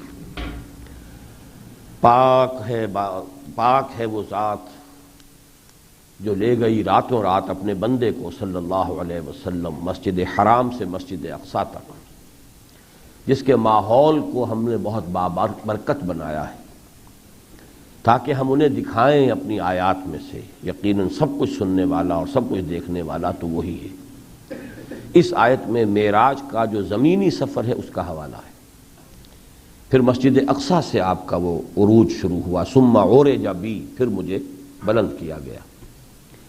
غور طلب بات یہ ہے کہ ایک تو یہ کہ معراج کا صرف ایک حصہ یہاں کیوں آیا، اور دوسری یہ کہ اس صورت کے ساتھ اس کی کیا مناسبت ہے، خاص طور پر اس کے اس پہلے رکوع کے ساتھ، کیونکہ معاملہ ہے تاریخ بنی اسرائیل کا، اور حضور صلی اللہ علیہ وسلم کو معراج سیدھی مسجد اقصیٰ سے مسجد حرام سے بھی ہو سکتی تھی، اقصیٰ کیوں لے جایا گیا؟ یہ علامت ہے اس بات کی کہ سابقہ امت اور جو نئی امت ہے اس کو تمام انبیاء کی برکات کا جامع بنایا جا رہا ہے۔ حضور صلی اللہ علیہ وسلم کی رسالت، آپ کا لایا ہوا دین، آپ کو جو کتاب دی گئی وہ جامع ہے، مہیمن ہے، تمام انوار و برکات ان کو دیے جا رہے ہیں، اور اس لیے یہاں سے وہاں تک جا کر گویا کہ نہ صرف مسجد حرام کے متولی ہیں حضور اور آپ کی امت، بلکہ مسجد اقصیٰ کی بھی متولی ہونے کی حیثیت حضور کو اور آپ کی امت کو عطا کر دی گئی۔ وہاں پھر تمام انبیاء کی امامت کرائی ہے محمد رسول اللہ صلی اللہ علیہ وسلم۔ اگلی آیت میں اب فرمایا وَآتَيْنَا مُوسَى الْكِتَابَ وَجَعَلْنَاهُ هُدًى لِبَنِي إِسرائِيلَ، ہم نے موسیٰ کو کتاب عطا فرمائی اور اسے ہدایت نامہ بنایا بنی اسرائیل کے لیے۔ اسی کے حوالے سے نوٹ کر لیجئے تاریخ امت یہاں سے شروع ہو رہی ہے۔ حضرت موسیٰ کو جو معجزات وغیرہ دیے گئے وہ سب بعد میں تذکرہ ہو رہا ہے آخری رکوع میں۔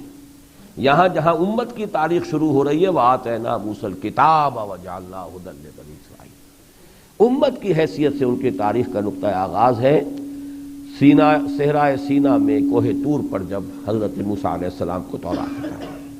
اور دوسری بات قابل غور یہ ہے کہ وہ پوری دنیا کے لیے ہدایت نامہ نہیں ہے، جعلناہ ھدی لبنی اسرائیل، جبکہ قرآن ہے ھدی للناس، شہر رمضان الذی انزل فیہ القرآن ھدی للناس وبینات من الھدی والفرقان، یہ نوٹ کر لیجیے۔ اللہ تتخذوا من دونی وکیلا، تورات کی تعلیم کا خلاصہ لب لباب کیا تھا؟ وہی خلاصہ اور لب لباب ہے قرآن کی تعلیم کا۔ تورات اور قرآن کی مرکزی بات توحید، توحید کا اصل خلاصہ توکل صرف اللہ پر، توکل کسی اور شے پر نہ ہو، وسائل و ذرائع کو استعمال کرو، توکل نہ کرنا، یہی شرک ہے۔ توکل، اللہ تتخذوا من دونی وکیلا، میرے سوا اپنا کارساز کسی کو نہ سمجھ بیٹھے۔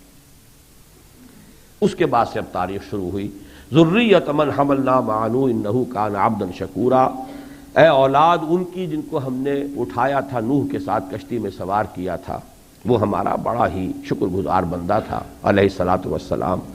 حضرت نوح کے 3 بیٹوں ہی سے نسل آدم چلی ہے، یہ بنی اسرائیل، بنی اسماعیل، تمام اقوام جو ہے عرب، یہ حضرت سام کی نسل ہے۔ چینی، روسی، منگولینز، یہ تمام ترک، یہ پورا بیلٹ، نارڈک ریسز جو کہلاتی ہیں یورپ کی، یہ سب حضرت یافس کی اولاد ہیں۔ درمیان کی بیلٹ ہے ہندی، سندھی، سوڈانی، قبطی اور ایرینز جن کو کہا جاتا ہے، یہ حضرت حام کی اولاد ہے۔ بہرحال انہی میں سے ایک حضرت سام ہے جن کی نسل ہے اسرائیل بھی، بنی اسرائیل بھی اور بنی اسماعیل بھی۔ وَقَضَيْنَا إِلَىٰ بَنِي إِسْرَائِيلَ فِي الْكِتَابِ، اور ہم نے متنبع کر دیا تھا، پہلے ہی بتا دیا تھا، کان کھول دیے تھے بنی اسرائیل کے کتاب میں، لَتُفْسِدُنَّ فِي الْأَرْضِ مَرَّتَيْنِ، تم زمین میں 2 مرتبہ بڑی سرکشی کرو گے، فساد مچاؤ گے، اور وَلَتَعْلُنَّ عُلُوًّا كَبِيرًا، بڑی سرکشی کرو گے، یعنی پھر ہمارے عذاب کے کوڑے تمہاری پیٹھ پر برسیں گے۔ فَإِذَا جَاءَ وَعْدُ أُولَاهُمَا، جب ان دونوں میں سے پہلا وعدے کا وقت آ گیا، بَعَثْنَا عَلَيْكُمْ، ہم نے بھیج دیے تم پر، مسلط کر دیے تم پر اپنے بڑے ہی خوخار بندے، بَعَثْنَا عَلَيْكُمْ عِبَادًا لَنَا أُولِي بَأْسٍ شَدِيدٍ فَجَاسُوا خِلَالَ الدِّيَارِ، وہ تمہاری بستیوں میں گھس گئے۔ وَكَانَ وَعْدًا مَفْعُولًا، اور اللہ کا جو وعدہ تھا وہ تو پورا ہونا ہی تھا، پورا ہو کر رہا۔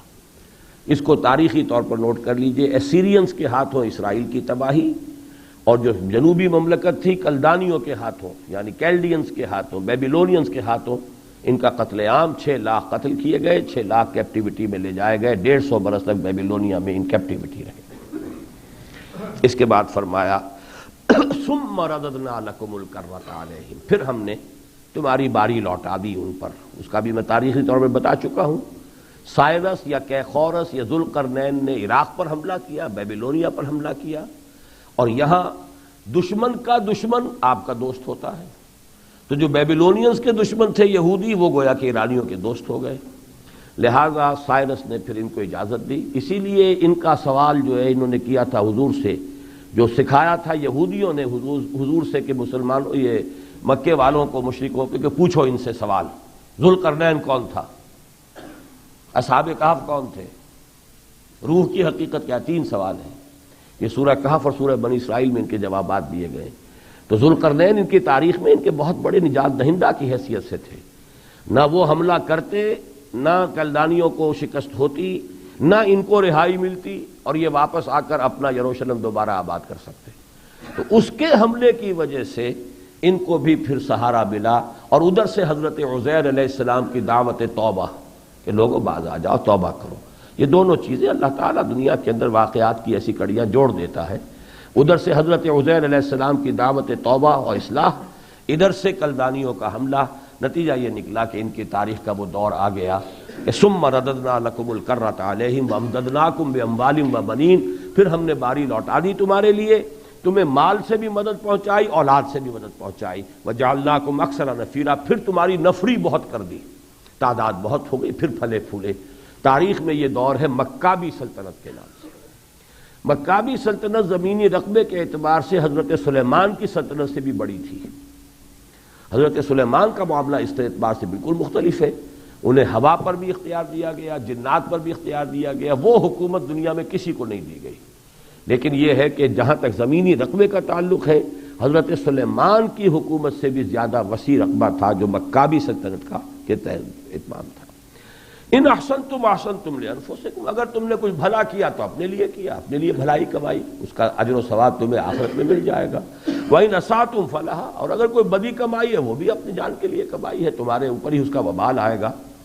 فَإِذَا جَاءَ وَعْدُ الْآخِرَةِ، پھر جب ہمارے دوسرا جو ہم نے کہا تھا 2 مرتبہ تم سرکشی کرو گے، پھر جب وہ دوسرے وعدے کا وقت آیا، لِيَسُوءُ وُجُوهَكُمْ، پھر ہم نے تم پر اپنے درندے جو ہیں، ایسے درندہ صفت بندے جو ہیں وہ مسلط کر دیے، لِيَسُوءُ وُجُوهَكُمْ، تاکہ تمہارے حلیے بگاڑ دیں، وَلِيَدْخُلُوا الْمَسْجِدَ كَمَا دَخَلُوا أَوَّلَ، اور پھر پامال کریں اور بے حرمتی کریں تمہاری مسجد یعنی ہیکل سلیمانی کی، جیسے کہ پہلی مرتبہ ہوا تھا۔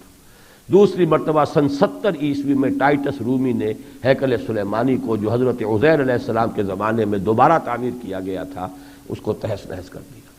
یہ ہے سن 70 عیسوی کا واقعہ۔ آج آپ 1994 میں بیٹھے ہیں، 1924 برس ہونے کو آئے ہیں کہ ان کا کعبہ زمیں بوس ہے۔ ہمارے لیے جو اہمیت ہے کعبے کی، وہی ان کے لیے اہمیت رہی ہے ہیکل سلیمانی کی۔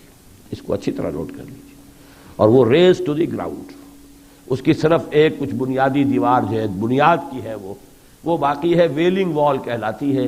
یہودی وہاں جاتے ہیں، رو دھو کر آ جاتے ہیں اور وہ ماتم کرتے ہیں۔ ماتم کا عجیب انداز ہے، میں نے بعض پکچرز میں دیکھا ہے، وہ ڈاکومنٹریز کے اندر، کہ وہ اس طریقے سے کر رہے ہوتے ہیں جیسے کہ سر پھوڑ دیں گے، ابھی اپنا سر توڑ دیں گے دیوار کے ساتھ۔ ماتم کی شکل یہ ہوتی ہے، لیکن وہ ایک فاصلے پہ جا کے روک لیتے ہیں، سر کو سر ٹکراتا نہیں۔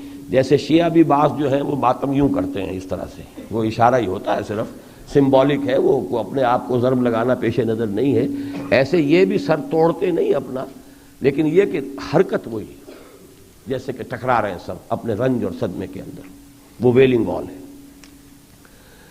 عسیٰ ربکم ان یرحمکم، اب یہ مرحلہ آ گیا، یہ حضور کی بعثت کا وقت ہے، تمہارا رب اب بھی تم پر رحم فرمانے کو تیار ہے۔ اور یہ در حقیقت ایک خصوصی کنسیشن، حالانکہ تم حضرت مسیح علیہ السلام کو اپنے بس پڑتے سولی پر چڑھا کر تم آخری سزا عذاب استیصال کے مستحق ہو چکے ہو، لیکن ہم نے تمہیں پھر ہم تم پر رحم فرمایا، اس لیے کہ قوم بھی تو آخر وہ ہے جس کے بارے میں فرمایا گیا فضلناکم علی العالمین۔ تو ایک اور رعایت تمہیں دی جا رہی ہے، اور یہ ہے محمد الرسول اللہ صلی اللہ علیہ وسلم کی رحمت للعالمین کے طفیل۔ اب بھی تمہارا رب تم پر رحمت فرمانے کو تیار ہے، وَإِنْ عُدْتُمْ عُدْنَا، لیکن تم نے اگر اس اعادہ کیا اپنے سابقہ طرز عمل کا تو ہم بھی اعادہ کریں گے اپنے سابقہ طرز عمل۔ یہ دور ہے جو حضور کی بعثت سے لے کر اس صدی کے آغاز تک جاری تھا۔ اس صدی کو علیحدہ رکھ لیجیے گا ذہن میں، یہ بالکل پیکیولر فینومینن ہے، یہ جو صدی 20ویں صدی عیسوی ہے، اس تک 20ویں صدی کے آغاز تک ان کے اوپر کوڑے ہی کوڑے پڑے ہیں پورے یورپ میں، تمام ممالک میں۔ اس کو یہ کہتے ہیں ڈایاسپورا۔ وہ عہد تو تھا ان کا کیپٹیوٹی کا، وہ تو 100-150 سال کا تھا، ختم ہوا۔ یہ ڈایاسپورا منتشر ہو جانے کا دور ہے ان کا۔ اب یہ کہیں چلے گئے، روس میں چلے گئے، پولینڈ میں چلے گئے، جرمنی میں چلے گئے، انگلینڈ میں چلے گئے، ایشیا میں چلے گئے، انڈیا میں چلے گئے، ہر جگہ جا کے جو ہے ان کی جمعیت پراگندہ، ان کی کوئی حیثیت نہیں رہی دنیا میں، ہر جگہ انہیں مار پڑتی تھی، ہر جگہ انہیں گالیاں دی جاتی تھیں۔ یہ دور ان کا سوائے مسلمانوں کے رحمت کا اگر کوئی ان کو ہوا ہے تو مسلمانوں کے ہاں ان پر رحم کیا گیا ہے، ان کے ساتھ جو ہے اچھا سلوک کیا گیا ہے، خاص طور پر اسپین میں۔ سب سے پہلے حضور نے، حضرت عمر نے رضی اللہ تعالی عنہ ان کو آنے کی اجازت دی تھی یروشلم میں، باقی اس کے بعد اسپین میں جو ہے انہیں کافی جو ہے پیٹرنیج مسلمانوں کی ملی ہے، اور اس کا ایک سبب بھی ہے، انہوں نے مسلمانوں کی مدد کی اسپین کو فتح کرنے کے لیے۔ اصول وہی ہے، دشمن کا دشمن آپ کا دوست، اس لیے کہ عیسائی ان کے دشمن تھے، ان کے جان کے لاگو تھے، درپے تھے، لہذا عیسائیوں پر جب حملہ کیا مسلمانوں نے تو ان کو مدد پہنچائی تاکہ مسلمانوں کو فتح کرنے میں اسپین کی مدد مل جائے۔ اب مسلمانوں نے ان کی سرپرستی کی اور ان کو جو ہے اپنی جگہ پر پروٹیکشن دی اور پناہ دی، وہاں سے انہوں نے فائدہ اٹھایا ہے۔ اور آج جو یورپ جو ہے، جو اقبال دیکھ کر آئے تھے اس صدی کے آغاز میں کہ فرنگ کی رگے جاں پنجے یہود میں، تو یہودیوں نے یورپی اقوام پر جو تسلط حاصل کیا ہے وہ در حقیقت راستہ ادھر ہی سے تھا، اسپین کے راستے سے ہی انہوں نے نفوذ کیا ہے، عیسائیت کے اندر جو ہے نقب لگائی ہے، پروٹیسٹنٹ مذہب انہی کے زیر اثر شروع ہوا ہے۔ جب تک رومن کیتھولکس کا اقتدار تھا یورپ میں، سودی کاروبار حرام تھا، اجازت نہیں تھی، پروٹیسٹنٹس کے ذریعے سے انہوں نے سود کی اجازت حاصل کی یورپ میں، اور سود کے راستے سے انہوں نے شکنج لیا ساہوکاری کے اپنے جال کے اندر تمام اقوام کو۔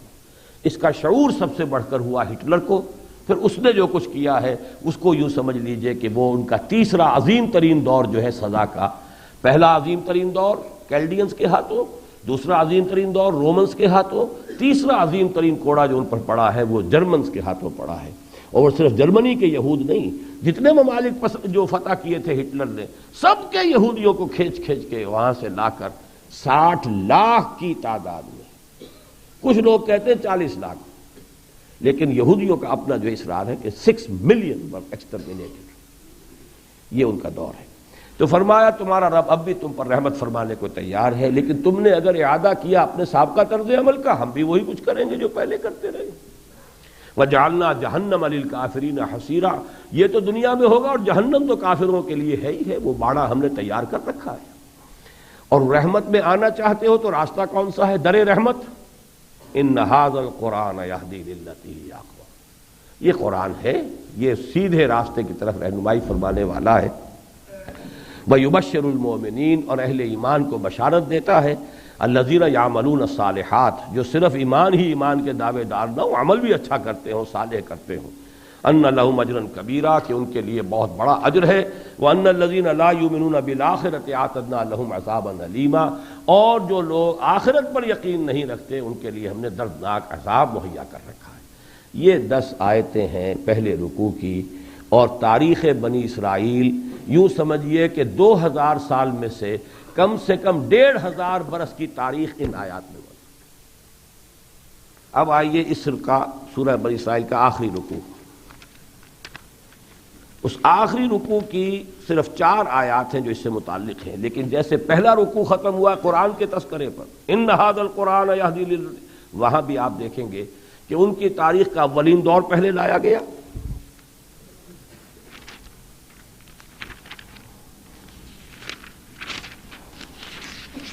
میں الٹا لوں۔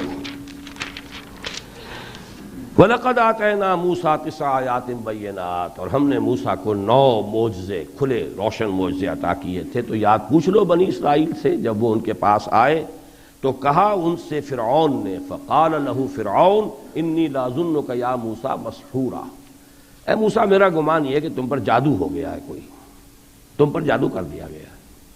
قال، حضرت موسیٰ نے فرمایا، حضرت موسیٰ بڑے جلالی طبیعت کے آدمی تھے، اور یہ فرعون جو ہے یہ چھوٹا تھا، ان سے چھوٹے بھائی کی طرح رہا ہے، اس لیے کہ جب یہ فرعون کے محل میں پلے ہیں تو غالباً اس وقت تک اس کے ہاں اولاد نہیں تھی، اسی لیے بیوی نے کہا تھا کہ اسے قتل نہ کرو، یہ بچہ جو ہمیں مل گیا ہے دریائے نیل کی موجوں کے ذریعے سے ہمیں عطا کر دیا گیا ہے، قتل لا تقتلوہ قرۃ اعین لی ولک عسیٰ ان ینفعنا او نتخذہ ولدا، قتل نہ کرو، اس کو رکھ لو، ہم اپنا بیٹا بنا لیں گے، یا یہ کہ اور ہمارے لیے مفید ثابت ہوگا۔ تو یہ اس کے بعد اس کے ہاں اولاد بھی ہو گئی ہے، وہ چھوٹا فرعون۔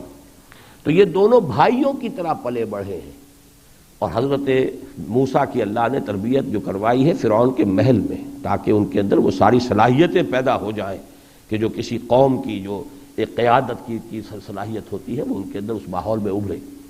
وہ جو بوڑھا تھا فرعون، جس کے زمانے میں یہ اٹھائے گئے ہیں، نکالے گئے بچے کی حیثیت سے اس سمندر میں، اس میں سے نیل کی موجوں سے، وہ پھر جب بوڑھا ہو گیا اس نے اپنے بیٹے کو تاج دے دیا، تخت دے دیا، زندہ وہ بھی تھا جب حضرت موسیٰ علیہ السلام پھر نبوت لے کر آئے ہیں واپس، تو اس وقت بھی وہ زندہ تھا، لیکن اصل جو تخت پر بیٹھا ہوا تھا وہ بیٹا تھا، یعنی ان کا چھوٹا بھائی جو بھائی کی طرح تھا۔ تو ایک تو یہ کہ مزاج جو ہے وہ جلالی، اور پھر یہ کہ وہ فرعون تھا بھی تو چھوٹے بھائیوں کی طرح۔ جواب کیا دیا ہے؟ قال لقد علمت ما انزل هؤلاء الا رب السماوات والارض وانی لاظنک یا فرعون مسبورا، جسے کہتے ہیں ترکی بترکی جواب دینا۔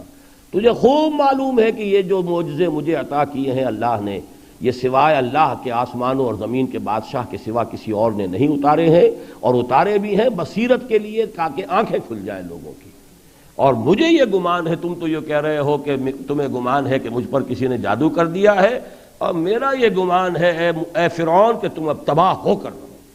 وَإِنِّي لَأَظُنُّكَ يَا فِرْعَوْنُ مَسْبُورًا فَأَرَادَ أَن يَسْتَفِزَّهُم مِّنَ الْأَرْضِ فَأَغْرَقْنَاهُ وَمَن مَّعَهُ جَمِيعًا، تو اس نے تو کوشش کی فرعون نے کہ یہ زمین سے بے دخل کرے، لیکن ہم نے اسے اور اس کی پوری قوت کو لاؤ لشکر کو غرق کر دیا۔ اب آخری آیت پر غور کیجئے، وَقُلْنَا مِن بَعْدِهِ لِبَنِي إِسْرَائِيلَ اسْكُنُوا الْأَرْضَ، اور پھر فرعون کے بعد ہم نے اس کو غرق کرنے کے بعد بنی اسرائیل سے کہہ دیا اب زمین میں آباد رہو۔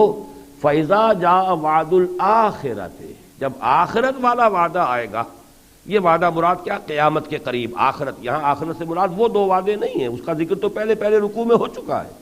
ایک اور وعدہ آخرت کا جو آنے والا ہے، جِئْنَا بِكُمْ لَفِيفًا، ہم تم سب کو لپیٹ کر لے آئیں گے۔ یہ لپیٹ کر لانا اکثر لوگوں نے یہ سمجھا ہے کہ اس سے مراد ہے قیامت میں جو سب مر جائیں گے سبھی لپٹ کر آ جائیں گے، اس میں تو کیا بنی اسرائیلی اور کیا کوئی اور، سب کے سبھی لپٹ جائیں گے، لیکن حقیقت یہ نہیں۔ اس سے اصل مراد کیا ہے؟ یہ ڈائسپورا میں جو پوری دنیا میں منتشر ہو گئے ہیں، انہیں اب ایک جگہ پھر جمع کرنا ہے اللہ نے۔ یہ گریٹر اسرائیل قائم ہو گیا، تقریباً ہو چکا ہے، اسرائیل قائم ہوئے 50 برس ہونے کو آئے، گریٹر اسرائیل پوٹینشلی وجود میں آ چکا ہے، اس لیے کوئی ہے ہی نہیں مقابلے کے اندر۔ وہ تو در حقیقت دنیا کی آنکھوں میں دھول جھونکنا بھی ضروری ہے، لہذا اس کے لیے یہ ساری پارلی جو ہو رہی ہیں گفتگویں اور یہ نیگوسیشن، اور اس میں کبھی اس سبب سے تاخیر کبھی اس سبب سے، حقیقت میں تو انہیں گریٹر اسرائیل بنانا ہے، اور گریٹر اسرائیل حقیقت میں وجود میں آ چکا ہے۔ تو اس کے بعد یہ اصل میں ان سب کو لانا ہے یہاں، پوری دنیا کے یہودی یہاں آئیں گے، اور یہاں ان کو وہ عذاب اکبر جو ہے، عذاب استیصال، جس کے یہ مستحق بن چکے ہیں 2000 سال قبل حضرت مسیح علیہ السلام کے دور سے، جس کے لیے مرسی اپیل کا موقع دیا گیا حضور کی بعثت کے وقت، اس سے بھی انہوں نے فائدہ نہیں اٹھایا۔ تو یہ کنڈیمڈ قوم جو ہے، آخری ایک بچہ اس کا ختم کر دیا جائے گا۔ جس طرح قوم نوح، قوم ہود، قوم صالح ختم ہوئی ہے، ایسے ہی ختم ہوں گے، اور چونکہ وہ تمام اقوام بھی اپنے اپنے رسولوں کی نگاہوں کے سامنے ختم ہوئی۔ حضرت نوح علیہ السلام کی نگاہوں کے سامنے ان کا بیٹا غرق ہوا، پوری قوم غرق ہوئی۔ اسی طریقے سے وہی مسیح جو ان کی طرف رسول بنا کر بھیجے گئے تھے، جنہیں اللہ نے زندہ آسمان پر اٹھا لیا، وہی آئیں گے، انہی کے ہاتھوں یہ تباہ و برباد کیے جائیں گے۔ فَإِذَا جَاءَ وَعْدُ الْآخِرَةِ جِئْنَا بِكُمْ لَفِيفًا۔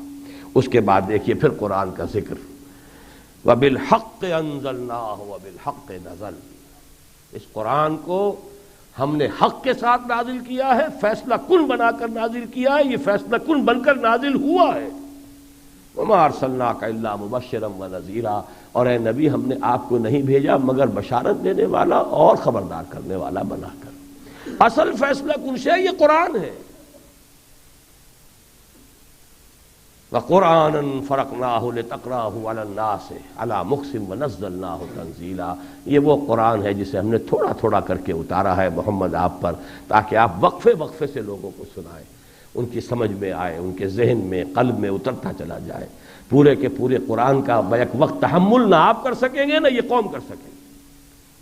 یہ ہے ان آیات کا مفہوم۔ تاریخ بنی اسرائیل کا تو دور میرا مکمل ہوا۔ ایک پوائنٹ اب نوٹ کر لیجیے جو میں نے قرض رکھا تھا، یہ کیا وجہ ہے کہ اس قوم کو بچا کر رکھا گیا؟ سزا کو 2000 سال کیوں پوسٹ پون کیا گیا؟ اس کا صرف ایک سبب ہے، موجودہ امت مسلمہ جو حضور صلی اللہ علیہ وسلم کی امت ہونے کی وجہ سے ان سے بھی کہیں کسی درجے، کتنے ہی درجے افضل ہیں، ان پر جو سزا کا تیسرا دور آنا ہے، حضور نے فرمایا جیسے کہ ایک جوتی دوسری جوتی سے مشابہ ہوتی ہے، ہماری تاریخ میں بھی 2 دور پہلے آ چکے ہیں۔ پہلا دور آیا بالکل ڈٹو کاپی جس کو کہتے ہیں کاربن کاپی، ان پر اشوریوں کے ہاتھوں آیا تھا جو شمال سے آئے تھے، ہم پر صلیبیوں کے ہاتھوں آیا، وہ بھی شمال سے آئے۔ لاکھوں مسلمان یروشلم میں قتل ہوئے ہیں سن 1099 عیسوی میں، جبکہ صلیبیوں نے یروشلم کو فتح کیا ہے۔ اتنا خون بہا ہے کہ فاتح صلیبیوں کے گھوڑے جب داخل ہوئے ہیں یروشلم کے اندر، جو گلیوں میں چل رہے تھے سڑکوں پر، تو ان کے گھوڑوں کے گھٹنوں تک خون تھا۔ اور یہ ہے امت مسلمہ، امت مرحومہ، ہم بھی انہی مغالطوں میں ہیں۔ ہم تو اللہ کے بڑے چہیتے ہیں، بڑے لاڈلے ہیں، جو بھی کچھ ہیں، لیکن تیرے محبوب کی امت میں ہیں، ہمارے لیے تو بس فضل ہی فضل ہے، کرم ہی کرم ہے، لیکن کیسی کیسی پٹائیاں ہوئی ہیں ہماری۔ اور اس کے بعد جیسے ان پر کیلڈینز کے ہاتھوں آیا تھا، ہم پر وہ عذاب آیا ہے اس سے 100 گنا زیادہ تاتاریوں کے ہاتھوں۔ وہاں 6 لاکھ قتل ہوا تھا، یہاں کم سے کم 6 کروڑ قتل ہوا۔ خارزم شاہ کی عظیم مملکت، کبھی تاریخ پڑھیں تو آپ کو معلوم ہو کتنی عظیم سلطنت تھی، تہس نہس، اینٹ سے اینٹ بجا دی گئی، پورا افغانستان برباد۔ ہندوستان کو اللہ نے بچایا تھا۔ ایک عجیب بات ہے یہ تاریخی اعتبار سے، بلبن کے زمانے میں تاتاری آئے ہیں، ہندوستان کی طرف بھی رخ کیا ہے، بلبن نے اپنے بیٹے کو بھیجا ہے، اس نے مقابلہ کیا، وہ بیٹا شہید بھی ہوا ہے، لیکن پھر سمجھ میں نہیں آتا کہ کیوں چلے گئے، واپس چلے گئے، اور سمجھ میں آتا ہے، میری سمجھ میں آتا ہے، اس لیے کہ سزا اصلاً دینی تھی عربوں کو، فضیلت ان کی تھی، ان میں سے تھے محمد صلی اللہ علیہ وسلم، ان کو وہ فضیلت دی تھی، ان کی زبان میں یہ اللہ کی کتاب ہے، تو اصل مجرم تو وہ ہیں، ان تتولوا یستبدل قوما غیرکم، اگر تم پیٹھ دکھا دو گے ہم تمہیں ہٹائیں گے، کسی اور قوم کو لے آئیں گے۔ تو تیر کی طرح یہ سیدھا بغداد دارالخلافہ مسلمانوں کا اور سلطنت عباسیہ کا پایا تخت، تیر کی طرح یہ سیلاب وہاں گیا۔ راستے میں جو آیا تہس نہس، ایران تہس نہس، افغانستان تہس نہس، عراق کا اکثر و بیشتر حصہ تہس نہس، کروڑوں مسلمان قتل ہوئے۔ آپ کو پتہ نہیں معلوم ہے کہ نہیں، ایسا بھی ہوا ہے کہ کسی ایک شہر کے تمام مسلمان قتل کیے گئے، پھر ان کے صرف سر علیحدہ کیے گئے، سریاں، پورے جسم تو پھر بڑے یعنی ان مینیجیبل ہو جاتے، سریاں جمع کی گئیں جس سے ایک پہاڑی کی شکل ہو گئی، اس پہاڑی پر تخت جما کر ایک وحشی تاتاری سردار نے پھر بیٹھ کے شراب پی۔ یہ ہوا ہے اس کا تاریخ۔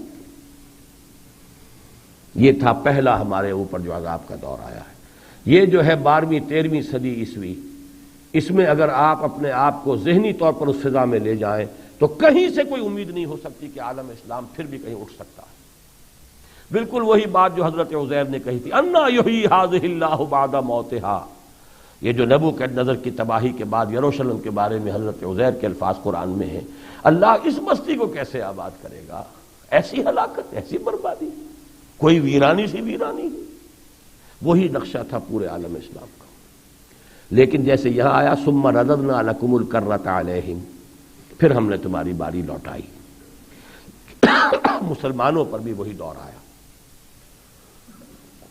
ایک فرق کے ساتھ۔ میں نے کہا تھا کہ چونکہ سابقہ امت مسلمہ یونی نیشنل، ایک ہی نسل تھی، یونی ریشیل، لہذا انہی کے اندر احیاء ہوا، دوسری کوئی نسل، دوسری کوئی قوم اس میں ہے ہی نہیں، تو احیاء کا ذریعہ کون بنتی؟ کوئی قوم نہیں، انہی میں ہوا۔ اس امت میں یہ کمزوری نہیں ہے، یہ مجبوری نہیں ہے، یہ ملٹی نیشنل امت ہے، لہذا امت عرب جو ہے اس وقت سے جو معزول کی گئی ہے، آخری خلیفہ بنو عباس کا جب محل میں سے گھسیٹ کر سڑک پر لا کر اور گھوڑوں کے سموں تلے کچل دیا گیا، آسمارا حق بود گر خوں بے بارت بر زمین بر زوال ملک مستعصم امیر المومنین، اس کے بعد سے عرب معزول کر دیے گئے امت مسلمہ کی قیادت سے۔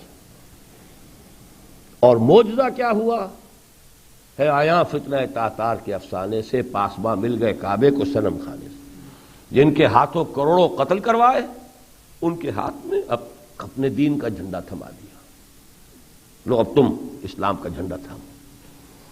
انہی میں سے ترکان تیموری تھے، ہندوستان میں سلطنت بنی، انہی میں سے ترکان صفوی تھے، ایران میں سلطنت بنی، انہی میں سے ترکان سلجوقی تھے جو مڈل ایسٹ میں، اور انہی میں سے پھر ترکان عثمانی جو ابھرے ہیں۔ تو 3 بر اعظموں پر پھیلی ہوئی عظیم ترین مملکت تاریخ انسانی کی رومن امپائر تھی کبھی، جو 3 بر اعظموں کو محیط تھی، یا پھر سلطنت عثمانیہ ہوئی ہے، اور تو کوئی سیکنڈ تیسری مثال ہی نہیں۔ جو برطانیہ کا معاملہ وہ کوئی کانٹینیوس نہیں تھی امپائر، وہ تو ٹکڑے تھے، کوئی یہاں کوئی وہاں کوئی یہاں، لیکن یہ کہ یہ سارا شمالی افریقہ، سارا ویسٹ ایشیا، سارا مشرقی یورپ، یہ تینوں جو ہیں عثمانیوں کے تحت عظیم مملکت، جیسے مکابی سلطنت تھی ویسے ہی یہ سلطنت عثمانیہ ہوئی۔ پھر جب یہاں بھی ہوا وہی کچھ، میں تجھ کو بتاتا ہوں تقدیر امم کیا ہے، شمشیر و سنا اول طاؤس و رباب آخر۔ پھر جب یہاں پر بھی محل جو ہے توپ کاپی محل جا کے دیکھ لیجئے، پھر اب وہاں پہ عیاشیاں ہونے لگیں، کروڑوں روپے خرچ ہونے لگے محل کی تزئین و آرائش کے اوپر۔ اصل تو مسلمانوں کو اقتدار ملے تو قرآن کہتا ہے الذین ان مکناہم فی الارض اقاموا الصلاۃ وآتوا الزکاۃ وامروا بالمعروف ونہوا عن المنکر، اور اگر یہ کہ اقتدار میں آنے والے یہ کریں خرمستیاں، تو پھر جو سزا ملی ہے وہ سزا ہے جیسے ان پر آیا تھا گریکس کے ہاتھوں، رومنز کے ہاتھوں، یعنی یورپی اقوام کے ہاتھوں، ہم پر بھی کہیں برطانوی آ گئے، کہیں فرانسیسی آ گئے، کہیں اطالوی آ گئے، کہیں ولندیزی آ گئے، وہ جاوا سماٹرا سے لے کر اور یہ پورا موریتانیہ تک، اس صدی کے آغاز تک پورا عالم اسلام مغربی امپیریلسٹ پاورز کے زیر نگین آ گیا۔ یہ دو دور ہم پر گزر چکے ہیں۔ جو حضور کی اس حدیث کی بات میں نے پوری آپ کو کاربن کاپی کی طرح بتا دی، لَيَأْتِيَنَّ عَلَىٰ أُمَّتِي مَا أَتَىٰ عَلَىٰ بَنِي إِسْرَائِيلَ حَسْبَ النَّعْلِ بِالنَّعْلِ، میری امت پر بھی وہ سب کچھ وارد ہو کر رہے گا جو سابقہ امت بنی اسرائیل پر ہوا تھا، جیسے کہ ایک جوتی دوسری جوتی سے مشابہ ہوتی ہے۔ لیکن آگے چلیے، اب ہماری سزا کا تیسرا دور آ رہا ہے۔ اب ہم اس جگہ کھڑے ہیں جو آیت ہم نے پڑھی تھی، عَسَىٰ رَبُّكُمْ أَن يَرْحَمَكُمْ وَإِنْ عُدتُّمْ عُدْنَا۔ اب بھی تمہارا رب تم پر رحم فرمانے کو تیار ہے، لیکن اگر تم نے وہی کچھ کیا جو پہلے کرتے رہے ہو تو پھر ہم بھی وہی کچھ کریں گے جو ہم نے پہلے کیا۔ اس دور کے لیے در حقیقت ہے یہ سارا جو میں نے آپ کو بتایا ہے، یہ سارا میتھمیٹیکل اور الجبرا کے فارمولوں کے حوالے سے جو بات سمجھائی ہے، وہ تیسری سزا کا دور جو جرمنز کے ہولوکاسٹ، یہودیوں کے ہولوکاسٹ سے بڑی ہوگی، وہ مسلمانوں کے سر پر اللہ کے عذاب کا وہ کوڑا تنا ہوا ہے، جیسے کہ شمشیر لے کر جلاد کھڑا ہو چکا۔ اور یہ کیوں ہوا ہے؟ اس کی وجہ سمجھ لیے، اللہ ظالم نہیں ہے۔ امپیریلسٹ پاورز جو ہم پر حکمران تھیں اس صدی کے وسط میں، ایک ایک کر کے اللہ نے ان کو ہٹا دیا۔ برطانوی چلے گئے، فرانسیسی چلے گئے، ولندیزی چلے گئے، انڈونیشیا آزاد، ملیشیا آزاد، ہندوستان پورا نہ صحیح، اس کا بہت بڑا چنک ہے، ویسٹ پاکستان، ایسٹ پاکستان، مسلمانوں کی آزاد حکومتیں، ایران، عرب، مصر، شام، سب کے سب لیکن کسی ایک انچ زمین پر بھی ہم نے اللہ کا دین قائم نہیں کیا۔ اس کی سزا ہے وَإِنْ عُدْتُمْ عُدْنَا، تم نے وہی کیا، وہی عیاشیاں، وہی بدماشیاں، وہی خرمستیاں، یہی تو کر رہے ہیں۔ جس کے پاس پیسہ نہیں ہے، مسکین ہے، وہ کچھ نہ کر پائے۔ جس کے پاس پیسہ ہے وہ کیا نہیں کر رہا؟ کون سا ظلم ہے جو ہمارے معاشرے میں نہیں ہو رہا؟ کون سا جرم ہے جو نہیں ہو رہا؟ منافقت کی ہر شکل موجود ہے۔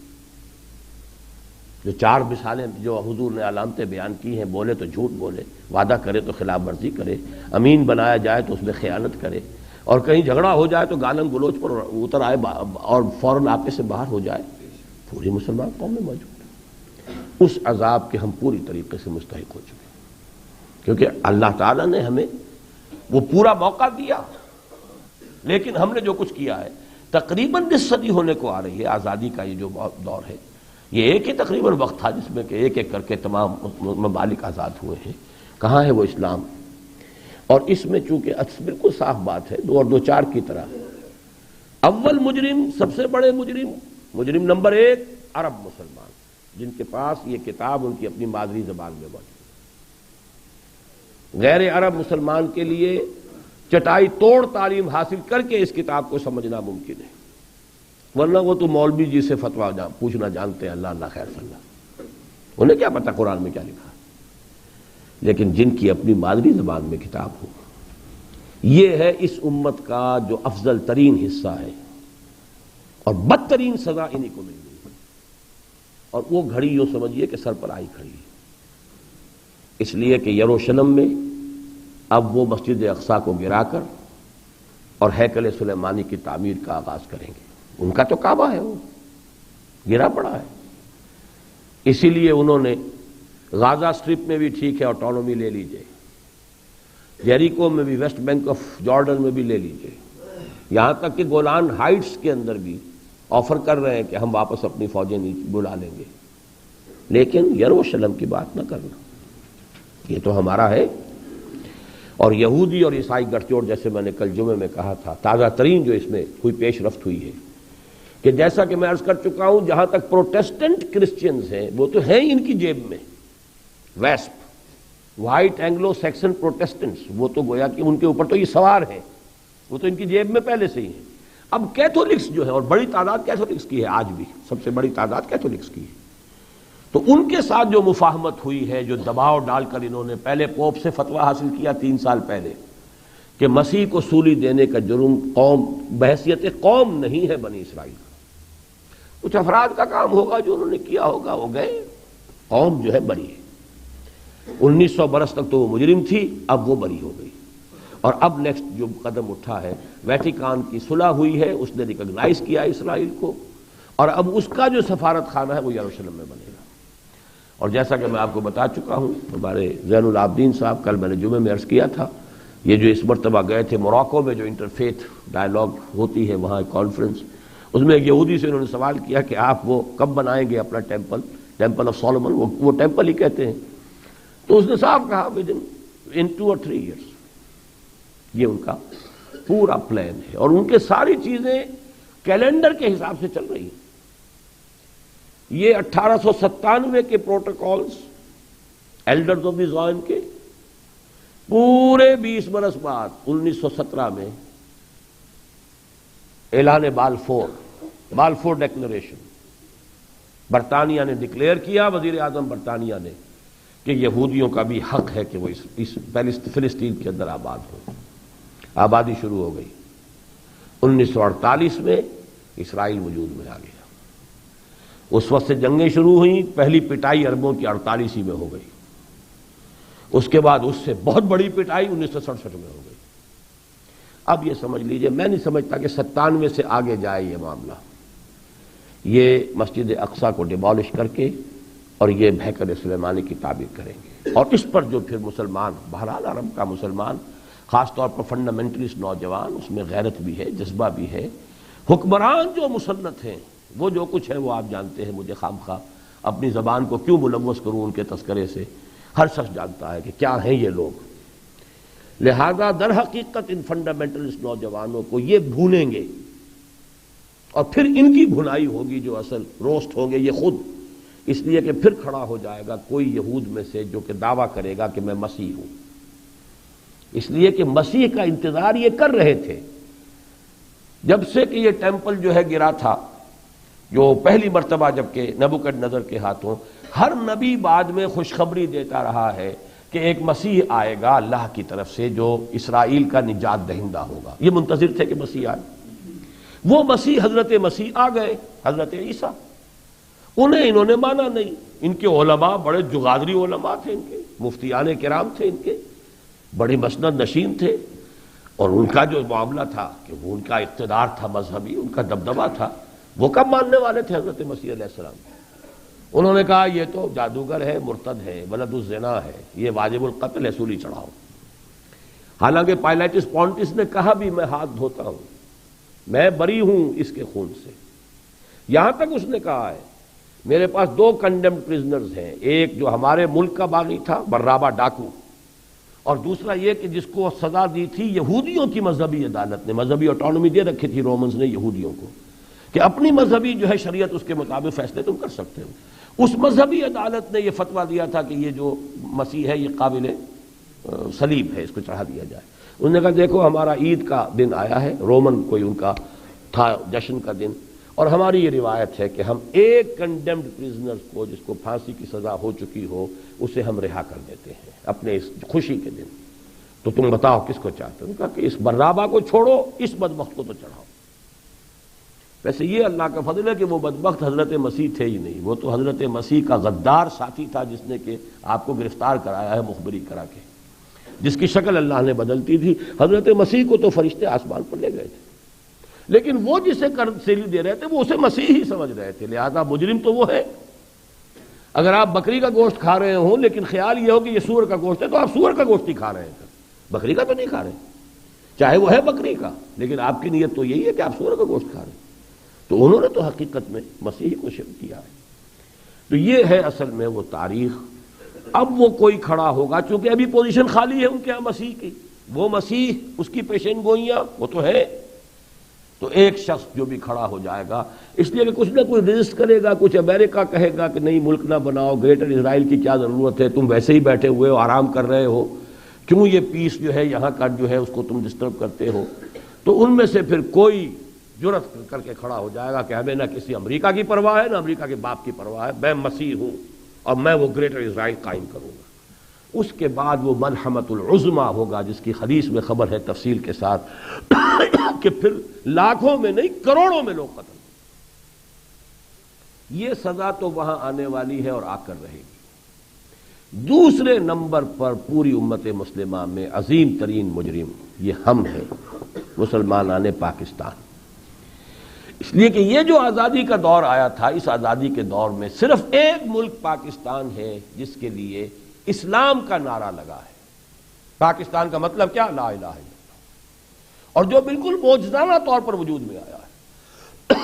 اکثر و بیشتر لوگوں کا اس پر اتفاق ہے کہ مسلم لیگ کی طرف سے پاکستان کا مطالبہ صرف ایک بارگیننگ جو ہے وہ ایک اس کی ایک شکل تھی، ورنہ یہ کہ جیسے معاملہ آیا ہے وہ جو cabinet mission plan Quaid Azam نے اس کو منظور کر لیا. یہ تو گویا کہ ٹھونسا ہے اللہ نے ہم پر، یہ آزاد پاکستان لو. تم نے نعرہ لگایا ہے کہ ہم اللہ کا دین قائم کرنا چاہتے ہیں، اور پاکستان کا مطلب کیا؟ لا الہ الا اللہ. لو اب یہ پاکستان، فننظر کیف تعملون، پھر ہم دیکھیں گے تم کرتے کیا.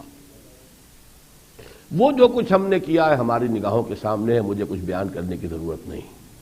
ہم نے عیش کیے ہیں، محل بنائے ہیں، ماربل ہاؤسز، پیلسز بنائے ہیں. کون سا عیش ہے جو ہم نے نہیں کیا ہے؟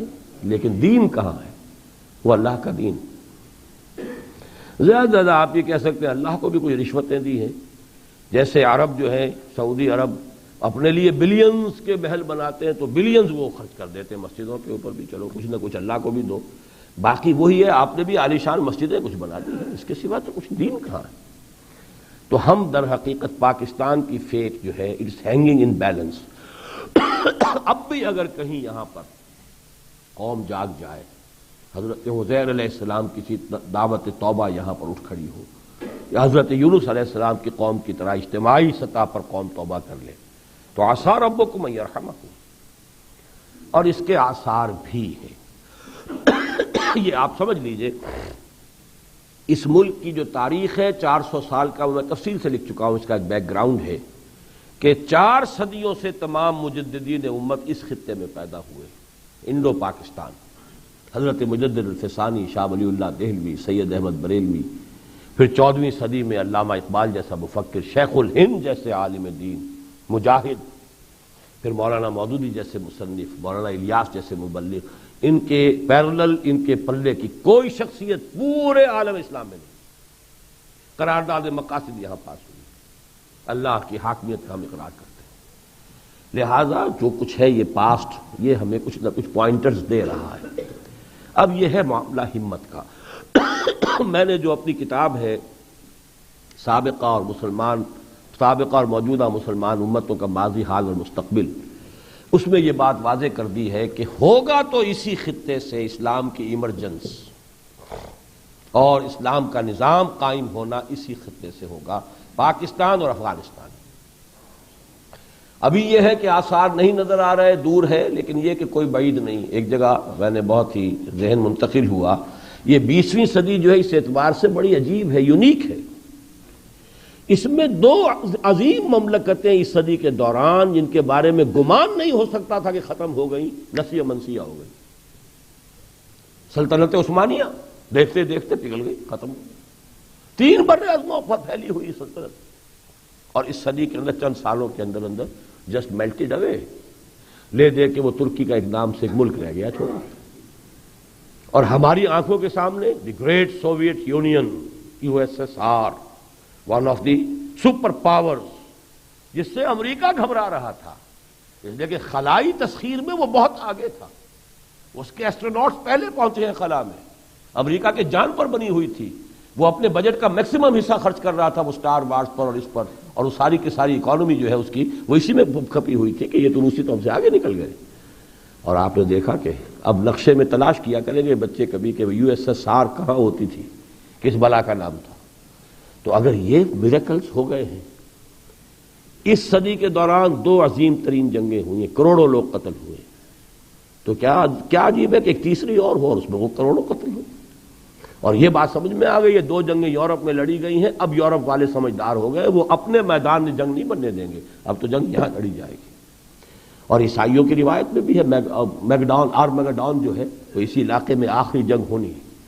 تو یہ ساری چیزیں کوئی بعید نہیں. اسی طریقے سے یہ بھی بعید نہیں کہ اللہ تعالیٰ جو ہے کہیں اور اس ہمارے خطے کے اندر ہمیں توفیق دے دے. تو جیسا کہ میں نے عرض کیا ہوگا یہاں سے، لیکن تین میں سے کسی ایک صورت میں ہوگا. Hoping for the best but preparing for the worst also. Best یہ ہے بغیر کسی مزید عذاب کے کوڑے کے ہمیں ہوش آ جائے، جاگ جائے، توبہ کر لے، دنیا پرستی سے تائب ہو کر دین کے لیے اپنا تن من دھن وقف کر دیں. اور یہ دعوت جیسے چراغ سے چراغ روشن ہوتا ہے، فرد سے فرد کو پھیلتی چلی جائے، یہاں تک کہ اتنی تعداد میں لوگ حقیقی معنی میں توبہ کر لیں کہ وہ مل جل کر ایسی طاقت بن جائے کہ یہاں ایک انقلاب برپا کر دیں، اپنی قربانیوں سے، اپنی جانیں دے کر، اپنا خون دے کر. اگر یہ ہو جائے تو دس از ہوپنگ فار دی بیسٹ.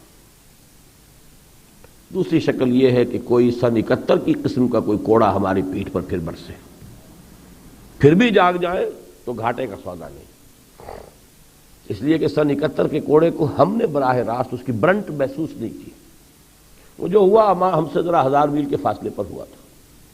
93,000 ہمارا کڑیل جو ہے جوان وہ ان کے قیدی میں رہا، لیکن یہ کہ کسے پتا چلا یہاں والے کو کیا ہوا. لیکن یہ کہ ہو سکتا ہے کہ اس طرح کا کوئی کوڑا برسے ہم پر.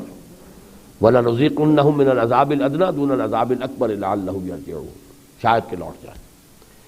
تیسری اور آخری بات کہہ رہا ہوں، میں اسے بھی ناممکن نہیں سمجھتا. اللہ نہ کرے، اللہ نہ کرے، لیکن یہ عین ممکن ہے کہ ہمیں ہندوستان کے ہندوؤں کے ہاتھوں ہمارا قیمہ کروائے گا. مستحق ہے ہم اس کے. یہ میں آپ کو سارا وہ جو عذاب کا فلسفہ ہے سنا چکا ہوں. وہ سارا مقدمہ اسی لیے بنایا تھا. عذاب کافروں پر نہیں آئے گا، اب مسلمانوں پر آئے گا. کافروں پر عذاب وہ تو آخرت میں آ جائے گا. ہم نے ان کے لیے تو حصیرہ جو ہے تیار کیا ہوا جہنم. اب کافروں پر عذاب تو آئے اگر کوئی رسول مبعوث ہو. وما كنا معذبین حتی نبعث رسولا. ایکسیپشن صرف یہود کی ہے، اور وہ اس لیے ہے کہ وہ پہلے کا مسئلہ ہے، وہ اب کا مسئلہ نہیں ہے. نئی امت نہیں ہے، وہ تو سابقہ امت تھی. اسے اب تک بچا کر اس لیے رکھا ہے کہ مسلمانوں میں سے جو افضل حصہ ہے یعنی عرب، ان کو سزا ان کے ہاتھوں دلوائی جائے. To add insult to injury. جیسے یو پی کے بعض مشرقی علاقے میں دیہات میں اگر کسی شخص کو سزا دینی ہوتی تھی سخت ترین، تو ایک چمار کے ہاتھ میں جوتا لگواتے تھے، تاکہ ایک تو جوتے کی تکلیف ہے، وہ تو خیر انجری ہے، ایک انسلٹ ہو کے چمار مار رہا ہے. تو یہ ملعون اور مغضوب قوم کے ہاتھوں پٹائی 2 ریہرسل ہو چکے ہیں، 48 کا اور 67 کا. اور اب جو ہے پوری قوم کو جا کر میڈرڈ میں بیٹھنا پڑا ہے اسرائیل کے سامنے بیٹھ کر، اور انہوں نے صلح کی گفتگو شروع کی ہے، گویا کہ ریکگنائز کر لیا ہے. اتنی بڑی توہین اور تذلیل ان کی ہو چکی ہے. اور اس کے بعد اس کے ہاتھوں پٹوا کر پھر آخر میں حضرت مسیح کا نزول، اور اس کے بعد ان کا آخری تیا پانچا وہ تو ہونا ہی ہونا ہے، اس لیے کہ یہ قوم تو اس کی مستحق ہو چکی ہے. لیکن مسلمان امت آخری امت ہے، یہ ختم نہیں ہو سکتی. انا آخر المرسلین وانتم آخر الامم. میں آخری رسول ہوں، حضور نے فرمایا، تم آخری امت ہو. اس میں سے تو یہ تو ہے شفٹنگ آف لیڈرشپ تو ہوئی ہے. یہ بھی اہم بات ہے، جب یہاں تک پہنچ گیا ہوں تو آپ کے سامنے ڈسکس کر ہی لوں. ہندوستان میں رامپور میں ایک عالم دین ہے شمس نوید عثمانی. ان کی ایک کتاب یہاں پر بھی چھپ گئی ہے اب بھی نہ جاگے تو. یہ مجھے پسند نہیں ہے اس کتاب کا عنوان جو ہے، حالانکہ علمی کتاب ہے لیکن عنوان جو ہے وہ اس کا وہ اس طرح کا ہے کہ معلوم ہوتا ہے کوئی عامیانہ سی کتاب ہے، علمی کتاب ہے. اس کے مصنف نے یہ کہا ہے کہ اب امت مسلمہ کی قیادت جو اصلاً تھی سامی نسل میں، حضرت سام کی اولاد میں. عرب کون تھے؟ سامی. اس سے منتقل ہوئی یافس کی نسل میں. ترک کون ہے؟ حضرت یافس کی اولاد. اور اب یہ حضرت حام کی اولاد کو منتقل ہوئی. اور وہ اس کی یہ آثار میں آپ کو بتا چکا ہوں کہ 400 سال سے تمام مجددین یہاں پیدا ہو رہے ہیں. یہ ہے وہ حضرت حام کی نسل. تو عین ممکن ہے کہ جس طرح تاتاریوں کے ہاتھوں مسلمانوں کا قیمہ کروایا اور پھر تاتاریوں کے ہاتھ میں اللہ نے اپنا دین کا جھنڈا تھما دیا، اگر ہم ہوش میں نہ آئے تو ہمارا قیمہ اور ہندوستان کے ہاتھوں، لیکن پھر ان کو اللہ تعالیٰ توفیق دے دے کہ وہ ایمان لے آئے اور ان کو اسلام کا جھنڈا تھما دے، ہوگا بہرحال یہیں سے پھر ان کے ہاتھوں ہو۔ کسی قوم نے پٹا نہیں لکھوایا ہے اس دین کا، یہ ملٹی نیشنل امت ہے، یہ یہودیوں کی طرح ایک نسل کی امت نہیں ہے، لہذا ان کے ہاں جو رینیسنس ہوا تھا وہ اسی نسل میں ہوا تھا۔ مکابی سلطنت بھی یہودیوں ہی نے قائم کی تھی، لیکن ہمارے ہاں عربوں سے قیادت لے کر ترکوں کو دے دی گئی تھی، اور ہو سکتا ہے ترکوں سے وہ سلب کر دی گئی، لہذا اب ہو سکتا ہے کہ حضرت حام کی اولاد میں آ جائے۔ بہرحال یہ بھی ایک نقطہ ہے، علمی نقطہ ہے، کسی کو قبول ہو نہ ہو اس سے میں زیادہ بحث نہیں کرنا چاہتا، لیکن یہ ہے کہ بہرحال اس علاقے سے ہوگا، لیکن ہوگا کرنے سے، اس کے لیے محنت، اس کے لیے مشقت، یہ سارا کام جو ہم کر رہے ہیں یہ در حقیقت اسی کے لیے محنت اور مشقت ہے۔ ایمان حقیقی پیدا کرنے کے لیے قرآن کی طرف رجوع، تنظیم بیعت کی بنیاد پر مضبوط تنظیم، جد و جہد، نہی عن المنکر باللسان، جب تک طاقت کافی نہیں ہے۔ جب طاقت کافی ہو تو چیلنج کریں گے کہ اب یہ ہم برائیاں نہیں ہونے دیں گے، یہ منکرات نہیں چلنے دیں گے، جانے دیں گے۔ اللہ تعالیٰ وہ وقت لائے اور جلد از جلد لائے، لیکن وہ وقت تب آئے گا جب ایک جمعیت اتنی قوت کے ساتھ فراہم ہو چکے، ورنہ اس سے پہلے وہ اقدام نہیں ہوتا۔ جیسے حضور 13 برس تک مکے میں رہے، زبان سے کہتے رہے لا الہ الا اللہ، ان بتوں میں کچھ نہیں، ان ہی الا اسماء سمیتموہا انتم وآباؤکم ما انزل اللہ بہا من سلطان، یہ لات عزیٰ منات حبل کچھ نہیں، لیکن کسی بت کو توڑا نہیں، جمعیت فراہم کی، دعوت دی، جو لوگ آ گئے انہیں منظم کیا، بٹ کر جیسے کوڑا بنایا جاتا ہے کوڑا بنایا، پھر وہ کوڑا باطل پر دے کر مارا، بل نقذف بالحق علی الباطل فیدمغہ، ہم حق کا کوڑا مارتے ہیں باطل کے سر پر جو اس کا بھیجا نکال دیتا، لیکن پہلے وہ کوڑا تو بنائے نا، وہ کوڑا بنے گا جمعیت، تنظیم، ایک قوت منظم، جو پہلے اپنی ذات پر اللہ کے دین کو قائم کریں، پھر اپنے گھر میں اللہ کے دین کو قائم کریں، اپنی معاش اپنی معاشرت کو منکرات سے پاک کریں، پھر مل جل کر ایک طاقت بنے، بنیان مرصوص، ان اللہ یحب الذین یقاتلون فی سبیلہ صفا کانہم بنیان مرصوص، جیسے ایک سیسا پلائی ہوئی دیوار ہو ایسے وہ منظم ہو جائے، پھر جب طاقت ہو جائے، یہ تو بہرحال ججمنٹ کی بات ہوگی کہ کتنی جمعیت ہو، لیکن یہ کہ جب بھی محسوس ہوگی اس تحریک کی قیادت کو یہ احساس ہوگا کہ اب ہمارے پاس اتنی طاقت ہے، we can risk head on collision, تو پھر میدان میں آئیں گے کہ اب یہ کام نہیں ہونے دیں، یا گھیراؤ کریں گے ان بینکوں کا، سود کا، جہاں سے کہ اللہ تعالیٰ کے خلاف اعلان جنگ ہو رہا ہے، ہر روز، ہر لحظہ، ہر آن، بند کریں گے، یہ کام ہمیں کرنا ہے، پھر آئیں گولیاں برسیں، تو ہمیں اور کیا چاہیے؟ شہادت ہے مطلوب و مقصود مومن، نہ مال غنیمت نہ کشور کشائی۔ بہرحال جو نوید ہے آخری خوشخبری وہ یہ ہے کہ حضور کی وہ خبریں میں نے بارہا یہاں بیان کی ہیں، احادیث بیان کی ہیں، بالآخر پھر اللہ کے دین کا بول بالا ہوگا، قیامت سے پہلے آغاز اس کا اس خطے سے ہوگا۔ پھر ایک حدیث میں یہ بھی آیا ہے کہ اللہ کو تمام لشکر جو ہے ان پر اللہ کی رحمت ہو، جو ہند پر حملہ کریں گے اور دجال کے ساتھ جنگ کریں گے، اور اس کی جو تعویل سمجھ میں آئی ہے وہ یہی ہے، اسی خطے میں پاکستان اور افغانستان کے خطے میں انشاءاللہ وہ نظام قائم ہوگا، پھر یہاں سے مشرق و مغرب کی طرف اس کی ایکسٹینشن ہوگی، اور سب سے بڑھ کر چونکہ ہندوستان ہے، اس ہندوستان جو ہے بھی ہمارا دارالاسلام تھا، وہاں پر، اور ادھر سے یہ ہے کہ مغرب کی طرف جو ہے دجال کے ساتھ جنگ کرنے کے لیے وہ لشکر بڑھیں گے، اور جب تک کہ وہ جھنڈے ایلیا یعنی یروشلم میں جو نصب نہیں ہو جائیں گے کوئی طاقت ان کا منہ نہیں پھیر سکے گی۔ یہ حدیث ہے، ترمذی شریف کی روایت ہے، یخرج من خراسان الآیات سود لا تردها شیء حتی تنصب ایلیا۔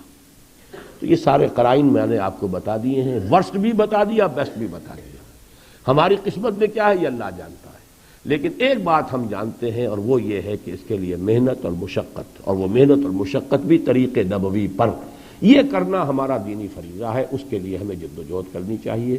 اس کے لیے آخر میں یہ اپیل کر رہا ہوں کہ آپ لوگ ہماری اس بات کو سمجھیے، تنظیم کو سمجھیے، سیدھی سیدھی باتیں ہیں، موٹی موٹی باتیں ہیں، ان کے لیے اگر آپ کا دل گواہی دے کہ صحیح ہے، آپ کا دماغ بھی مانے کہ ہاں بات ٹھیک معلوم ہو رہی ہے، تو پھر تاخیر نہ کریں، تعویق نہ کریں، اس کو مؤخر نہ کریں، لیت و لال کے اندر پیچھے نہ ڈالیں، پھر تنظیم میں شامل ہوں، اس ڈسپلن میں آئیں، اس قوت میں اضافے کا ذریعہ بنے اور لوگوں کو کھینچ کر لائے تاکہ وہ جمعیت فراہم ہو، تاکہ اللہ تعالیٰ وہ دن لائے۔